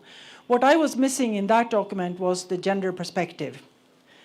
Because women in this country own much less than men. It is a very big difference. And here it's talked about people as everyone were more or less similar, and this could be replicated at the different levels. But a household with a single mother with a number of children is a very different family unit than one of us sitting here is having, probably. And also, we have been engaged a lot in this social safety net work together with UNICEF, WFP, etc. And I'm not sure, you were mentioning double dipping. I could say in my country that could happen. Here, I'm not sure it's such a prevalent problem.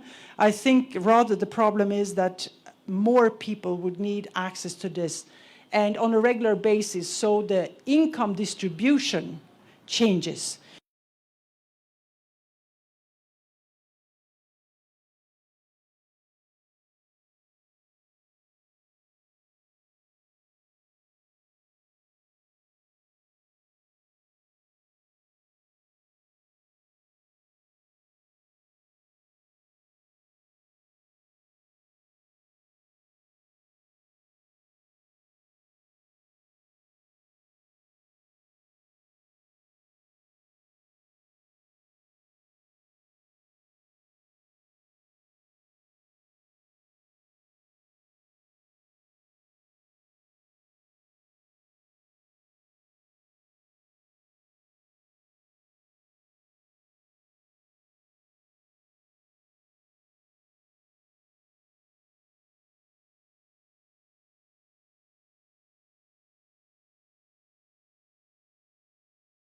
Observation that resilience is very key, and it is a step towards our economic transformative model.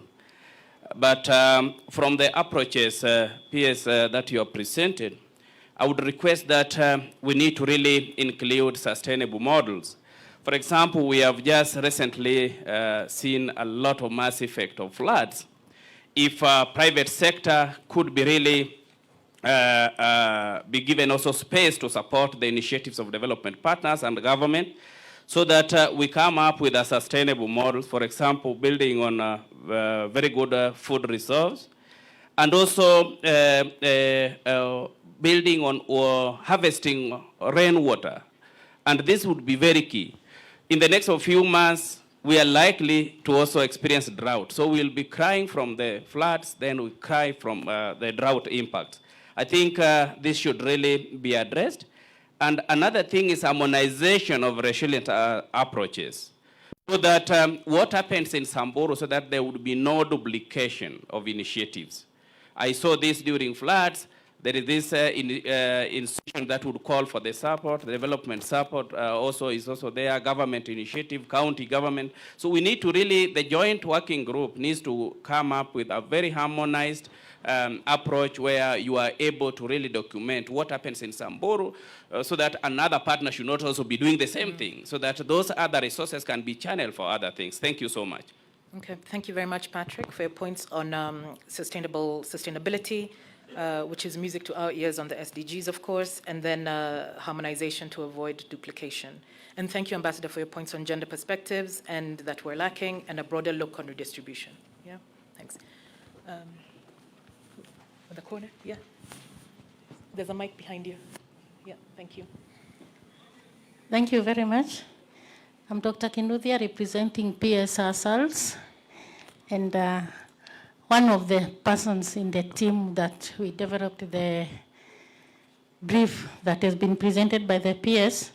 And it's true what the CEO has said. We are not leaving anyone behind, including the private partner and all that. What the PS has presented is just a brief of that, because we know that all of us participate in the resilience building of the country. And when we start from individuals, we are trying to look at this individual, whether a female-headed household, whether somebody living with a disability and all that. To start with, we may not be able to reach everybody, but that's where we want to start. Then we come up to the households, and then the connectivity of the systems. As PS Korir has said, if we develop these dams and we help these communities to produce the food and all that for their subsistence livelihoods, these communities will at some point have surplus for market. Are these communities connected to the markets? Do they have market access? Have they even been built, capacity built to know what the market requires out there? So that they don't just produce, you take to the market, nobody needs it. Those kind of connectivities, are they able to process this food, maybe even the fruits, the milk and all that, so that we don't end up with losses? For example, some time back there was the issue of, in one of the counties, the milk glut. We saw a KCC pouring milk away. It couldn't handle all of it. And in another corner, at the same time, some people are suffering from hunger. These are the kind of connectivities we are talking about. Can these surplus areas be connected to areas that need these foods and all that? So these are the kind of connectivities we are talking about, so that everybody, the individual, the community, the systems and all that can be resilient. Okay. Thank you. Thank you, Dr. Kinuthia, for that clarification. We appreciate it. Stephen Jackson, our resident coordinator. Oh. Thank you. I'll be very brisk because you've heard from me enough, I think. To welcome the government's document, I think we feel it's a very important innovation. And one of the things that it bears out is that resilience programming works. We know from the numbers around the last drought that however bad it would have been twice as bad as that had there not been 10 years of investment in resilience. So that's the first point, which leads to the second, which is that I think it's very helpful, as this document does, that government ask not just partners to be looking for new money, which is in short supply, but that when crisis comes, there be a request to reprogram money. That's very helpful. It frees up partners to be able to look flexibly at their existing portfolio. The third point is that there's a direct connection from this discussion on resilience to the issues that came up at the Africa Climate Summit, Waziri, and I know you and I were talking about that just before the meeting. And so, just to foreshadow things, I think the next Development Partners Forum may well look at, follow on to the Climate Summit, and I would say resilience is an important piece of that discussion too. Fourth point is that we really need to be thinking about insurance. Insurance at the micro level for the smallholder farmer whose crops are destroyed by the floods, but insurance at the national level. Countries can insure, just like how house owners can do. against things like floods and droughts. The Africa Risk Capacity is a proven mechanism for that. The private market also offers it. I think if Kenya is going to be facing these kinds of climate shocks going forward, then actually insurance is something that really needs to be looked at by government.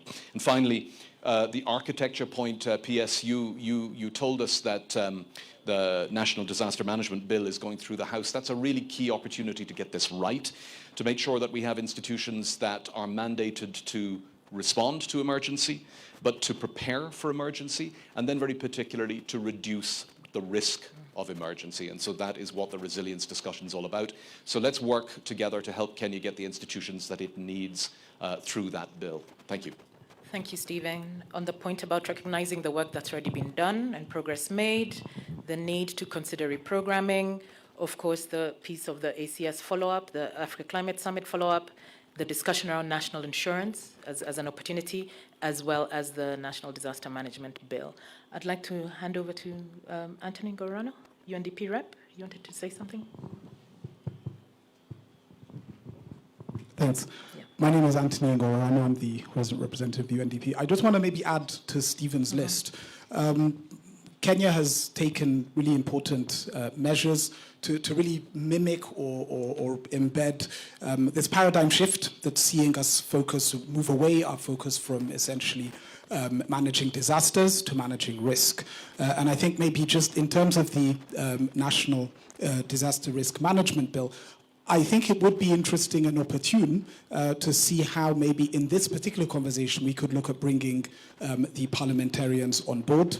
I think in terms of this bill, it's in transit, I think, from Parliament from the lower house to the upper house, and we know over the last 10 to 15 years this has proven a challenge. I think we're sensing, and I was with PS Omola yesterday and the leaders of both houses, that there is a bicameral but also a kind of a cross-party benches spirit. I think the time to capitalize upon it is now. Thank you.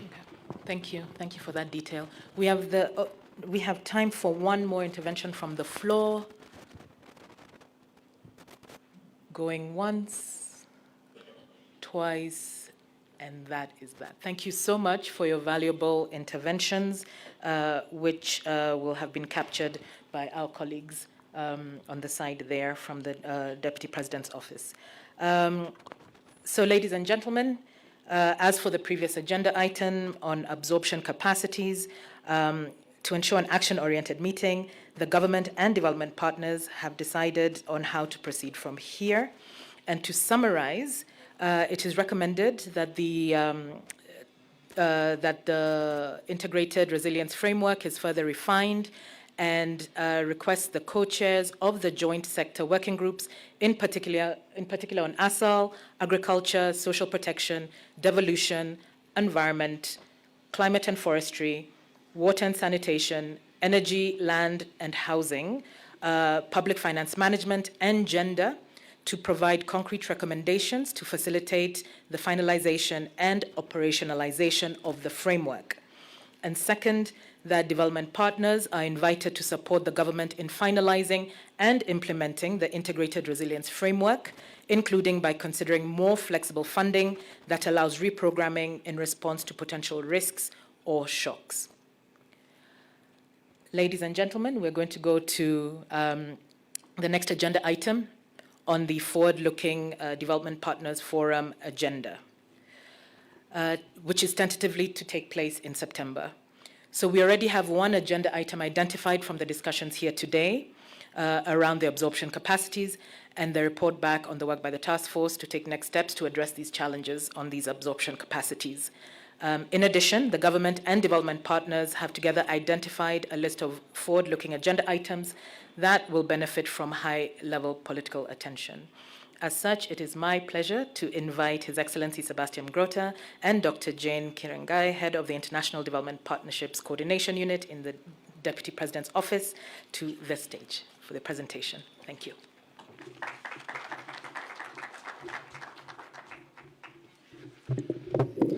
Thank you very much, and I will try to be very brief. I think once again the forum has shown its value, and usefulness for a good exchange between government and donors, and that's why we already planning the next one. So our idea was, in view of the calendar, the second half of this year with the Summit of the Future in September and COP29 in November, to convene a bit earlier in September. We don't have fixed the date, but you can already look at the first week of September. And then there was, I think, the offer also of His Excellency the President to probably take part in the next meeting. So we are working also on this.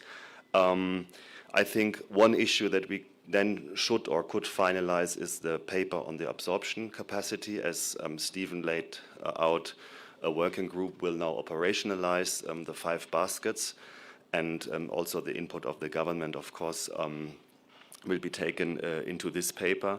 And then the resilience paper would be brought to the next stage of operationalization between the different stakeholders. And then our proposal would be to introduce one more topic for the next session. And we already received some proposals, and we try to look at them also for the thematic pipeline for next year already. And our idea and proposal would be for next meeting, for the September meeting, to focus and zoom in on the question of the follow-up of the Africa Climate Summit and look how to operationalize some of the results of the summit. That's one part, could be the financial discussion, but the other part that seems also to be very important for the Kenyan government is the question of green industrialization and investment. And I know that a big number of donors are very active in this field, so we all have our interests also from the private sector in this field. So I think this would be a very relevant topic also for jobs and economic growth of Kenya. We would try to formalize this a bit with our Kenyan partners and then send it around. And then also we are open for new proposals with regard to next year, Stephen and myself and our teams. So if you have any priorities, any ideas, proposals, please let us know. And please pin down already the first week of September as a potential date for the next meeting. Thank you very much.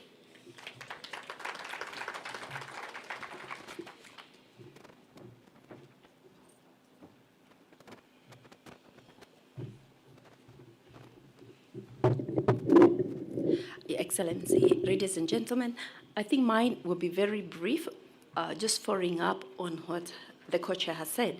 But maybe before I put my pitch, I wanted to invite CS Soipan, given that the proposed topic really sits in her docket, for her to really maybe give us her perspectives. Thank you. Karibu Waziri.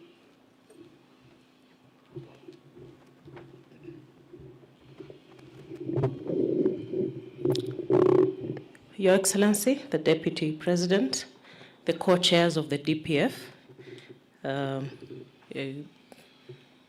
the Cabinet Secretary, colleagues present, the Head of Public Service, and all our partners, good morning. I'm extremely delighted to be part of this second DPF meeting. I'm one of the very active NAJA of the DPF unit in the Office of the Deputy President. And I must really say this is, Your Excellency, this is one of the very, very important actions that you have really held on to.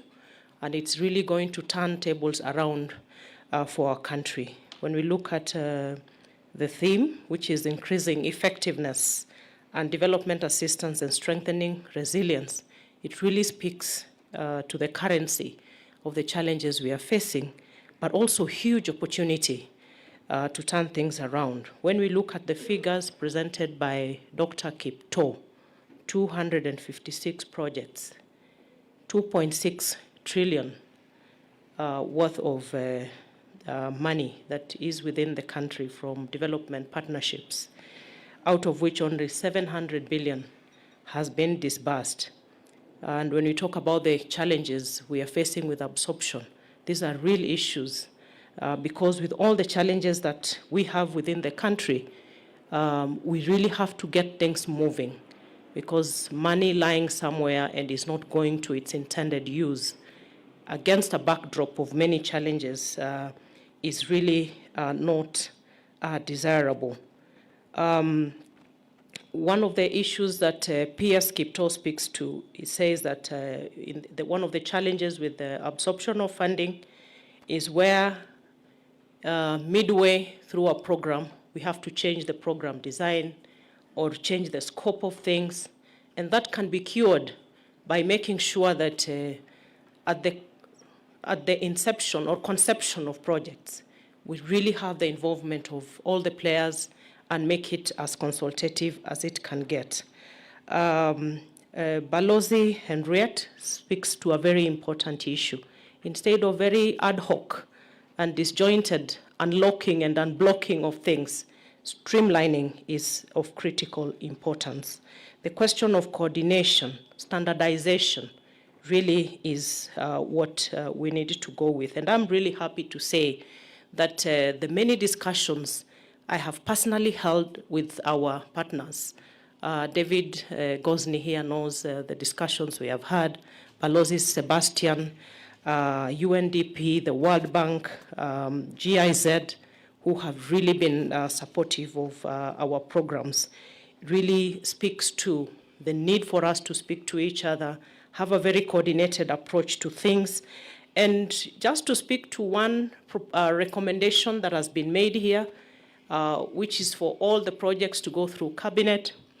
It may not be feasible in the real sense of it because of the magnitude and the number of projects that we have to churn through cabinet. But what we are really saying is that the disjointed nature of how some of these projects are processed, they really become counterproductive and really undermine the impact that we need to see out of these projects. And probably what we need to say is that we have projects that are ongoing in our ministries, and I'm sure colleagues here can attest to it, that are very active, but the policy heads in the ministries, who are the cabinet ministers, have no idea of the projects going on. And I think that really is one of the challenges that we really have to streamline how we conceptualize, how these programs come on board to make sure that the siloing approach is really brought to an end. Siloing breeds a lot of darkness, opaqueness, and many other things.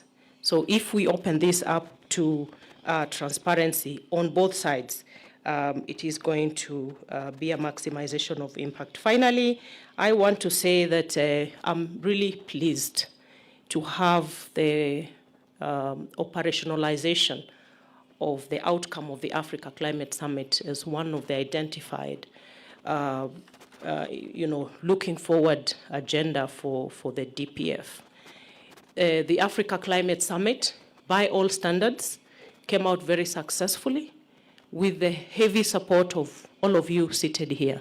It is one that demonstrates how we can, hold together and deliver a very critical agenda, not just for Kenya, for Africa and the globe. The issue of green industrialization, the issue of review and relooking at the international global financial infrastructure to speak to the core needs of Africa, Kenya, and the issues that are at hand in terms of the climate agenda. The need to make sure that climate action and development are mutually inclusive. These are the discussions that came out of the Africa Leaders Declaration, which we must carry forward. And I'm happy to say that in line with what has been identified as a priority here, during our African Leaders Summit in Addis, Kenya got the green light from the African Union to put up a secretariat here in Nairobi. We are at advanced stages. I'm happy we're having discussions with the GIZ and other partners. So that is the place to start to really incubate the green industrialization ideas and bring them up to practical action. So my ministry is ready for that. And also from the aspect of coordination and streamlining and standardization, I like to tell Jane that with all the issues that we have discussed and some of the recommendations coming through, I am ready to work with the task force that has been proposed here as a guinea pig, because my docket, I'm sad to say that with the listing of the portfolios, the environment, climate change, and forestry docket does not appear. It comes at distant others. And I think with the issues that we are facing on the environment, climate change, and forestry and ecosystem restoration, I want to appeal to our partners that we really need to raise the profile of this docket so that we don't remain there in the others. We're actually not featuring anywhere. But when it comes to the practicality of what we need to do to re-engineer the partnerships, we have a lot of practical proposals that we offer to support the task force to actually help us come with the standardization that we are looking for, the streamlining, and making everything move forward, and not to overemphasize the importance of the resilience framework that we are talking about. We have to move away from firefighting to actually have very intentional and defined ways in which to respond to the disasters all around us. And Your Excellency, the process that we are undertaking as cabinet secretaries and principal secretaries of disseminating our MTP4 across the counties, when you look at the aspect of resilience that is captured in our MTP4, it really falls short of a very elaborate view of what resilience interventions we need to see in this country. And I'm sure with this initiative through your office, we need to enrich our MTP4 and our strategies on disaster risk management. With those few remarks, I want to conclude and say asanteni.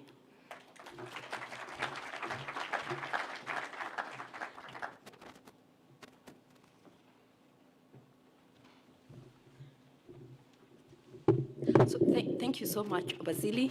Your Excellency, ladies and gentlemen, we wanted to, as promised, make sure that the DPF is really robust and it's all-inclusive. And I'll ask to go to the next slide. And so far, we have proposals for forthcoming agenda items. They're on the screen, but we did not want to lock anyone out because these are generated from the joint sector working groups. And we would hope that even those that are not on the screen would actually come forward with proposal that we begin to put in a pipeline. Allow me maybe before we finish this one to sort of emphasize that we've made remarkable progress in terms of reactivating joint sector working groups under the revamped network. But let me provide you with a snapshot of where we are and also make this a call to action. We have, as of now, 12 joint sector working groups that meet regularly, and they are co-chaired by the principal secretaries and the development partners. We have 5 that meet irregularly, and we have 5 that have not met. We didn't want to make this an MHM, but they're there. If you reach out to our office, we'll let you know the joint sector working groups that have not yet been constituted. But we have been working together with the Office of the Head of Public Service. He's been very supportive in making sure that the principal secretaries are really taking up the mantle and providing leadership in terms of the thematic agendas. So we want to urge all the principal secretaries present and the partners present to make sure that the 5 that have not yet met actually do get into action. And it is from these thematic groups that we shall get a very robust and a very vibrant dialogue with partners. I just want to thank you for the progress we've made to date. I think that's it from me, and I submit. Thank you.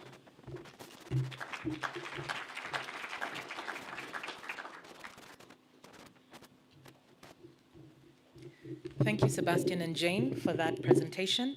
It is now my pleasure to invite Principal Secretary Dr. Chris Kiptoo to read the joint statement from today's Development Partners Forum. Thank you, PS.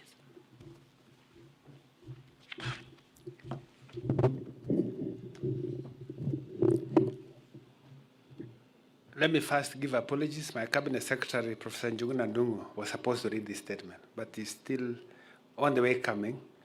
So we will need to signal him not to come back, not to come. I'll ably represent him. On June 4th, 2024, the government of Kenya, under the leadership of the Deputy President, His Excellency Rigathi Gachagua, and development partners to Kenya, held the second Development Partners Forum to engage on central issues for a continued strong partnership between the government of Kenya and its development partners. The Development Partners Forum is the highest level structured dialogue between the government of Kenya and its development partners. The Development Partners Forum was co-chaired by His Excellency Sebastian Groth, Ambassador of Germany to Kenya, and His Excellency Stephen Jackson, United Nations Resident Coordinator to Kenya, in their capacities as chairs of the Development Partners Group. At the forum, the Kenyan government and its development partners agreed on the following nine issues. First, they appreciated the cordial and fraternal relations that exist between the Kenya government and its development partners, and reiterated the value of the Development Partners Forum to foster high-level political dialogue on strategic questions related to development cooperation.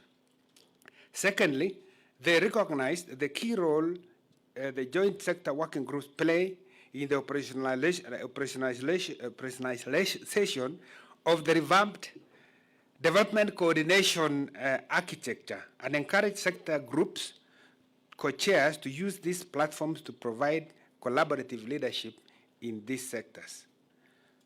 Three, they acknowledge that the absorption of committed funds and loans has not been at its optimal level, and appreciating the common desire to address the challenges and obstacles hindering this absorption, both parties committed to crafting joint interventions that would prescribe plausible solutions.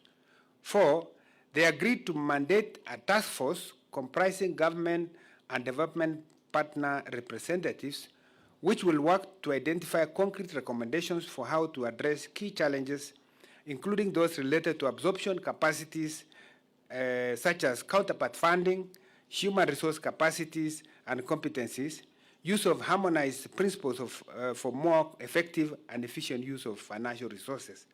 Further, they agreed that the task force will present these recommendations to Cabinet at the next Development Partner Forum and report back on progress at subsequent Development Partner Forums. Fifth, they agreed to give more visibility and importance to development partner support, including support that does not flow in the form of direct budget support. Further, they agreed to strive to align new and existing projects and support with the government core development priorities under the bottom-up economic transformation and the medium-term plan, number 4.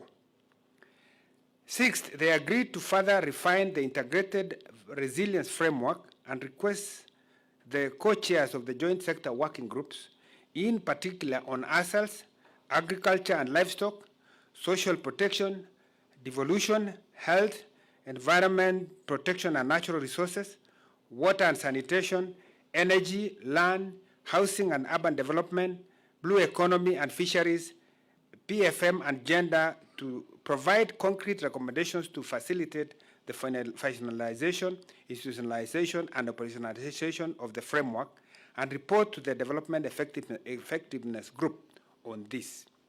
Seventh, they encouraged stepping up of efforts to achieve concrete results towards enhanced resilience at the relevant levels in Kenya, and in an inclusive and gender-responsive manner, including by considering building of buffers and more flexible funding that allows reprogramming in response to potential risks or shocks.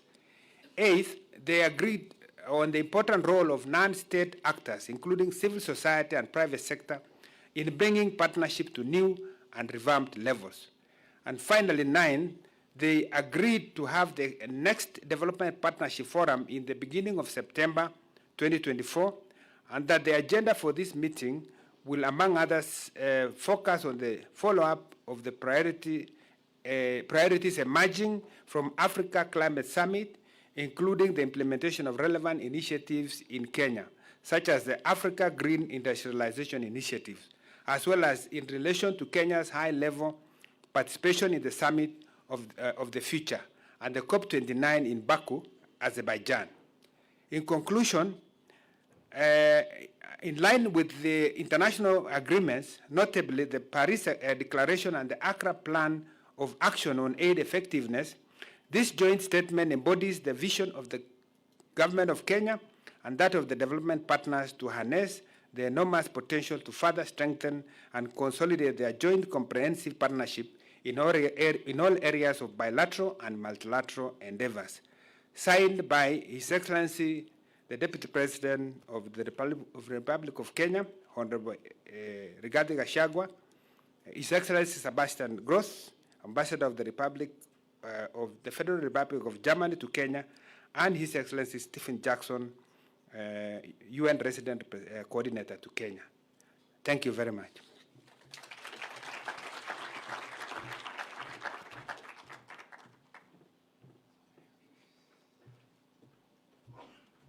I forgot the role that I had been given, which is to invite His Excellency, the Deputy President, to make his closing remarks.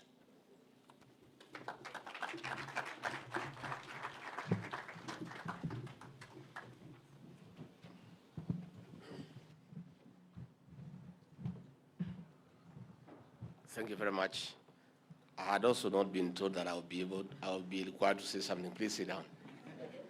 Let me take this opportunity to thank all those who have made presentations and those who have made interventions. And I want to say that the task force that will be put in place should proceed with speed so that the issues that need to be addressed are addressed, so that we can be able to have better absorption rates for our funds that have been expended in this great country. Again, on the mechanism to build resilience so that we can be better prepared to deal with the negative effects of climate change and other challenges that come across the way all the time. Let me encourage continuous engagement with our partners. The Ruto administration has identified continuous engagement as our modus operandi, and so far it has worked very well for us. Let me encourage, even outside this forum, one-to-one consultation. If you have some program with a certain partner, as a ministry, please engage. And we did remove the bottlenecks that were there in terms of bureaucracy, that you have to go through the Ministry of Foreign Affairs. The President guided that we need to lessen bureaucracy and red tape so that we can make progress.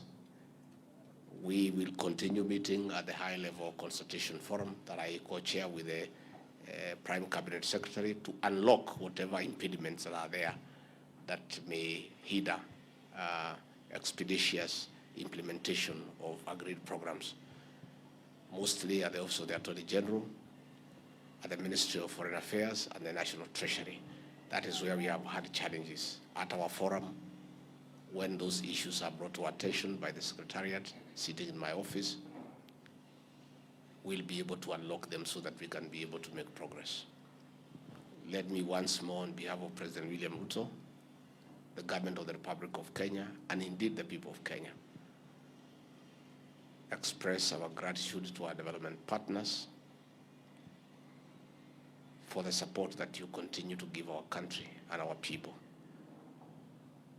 Since I came to office and I was leading the exercise to make interventions when we were in deep trouble over drought and El Nino and floods, our partners have always come through for us.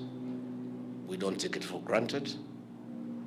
We want to thank your respective governments for your friendship and for your support. And we want to continue strengthening our relationships.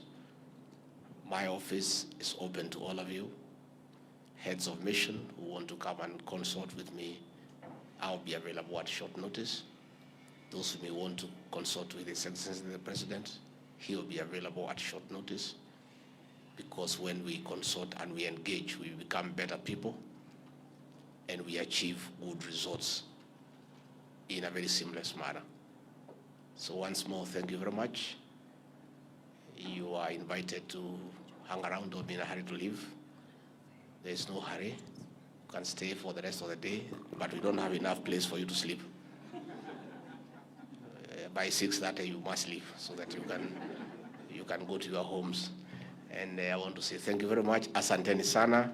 Thank you. Your Excellency, sir, a kind request for you to remain up on stage as you will be joined by the DPG co-chairpersons. May I kindly call upon His Excellency Sebastian Groth, Ambassador of Germany to Kenya, and co-chairperson Dr. Stephen Jackson, United Nations Resident Coordinator, for this photo opportunity in commemoration of the second annual Development Partners Forum. Shortly after, we're going to be joined in that first photo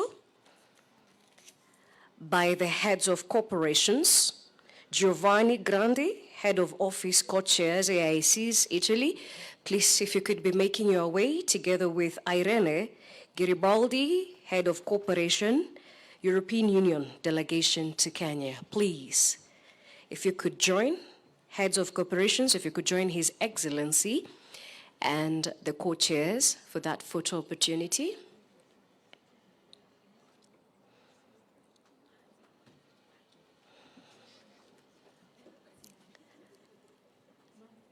I will then invite the co-chairs and the heads of corporations to proceed back to their seats and ask everybody else to be upstanding as we receive the national anthem. Shortly after, ladies and gentlemen, will proceed right across to have our lunch. Ladies and gentlemen, Your Excellency, sir, the national anthem.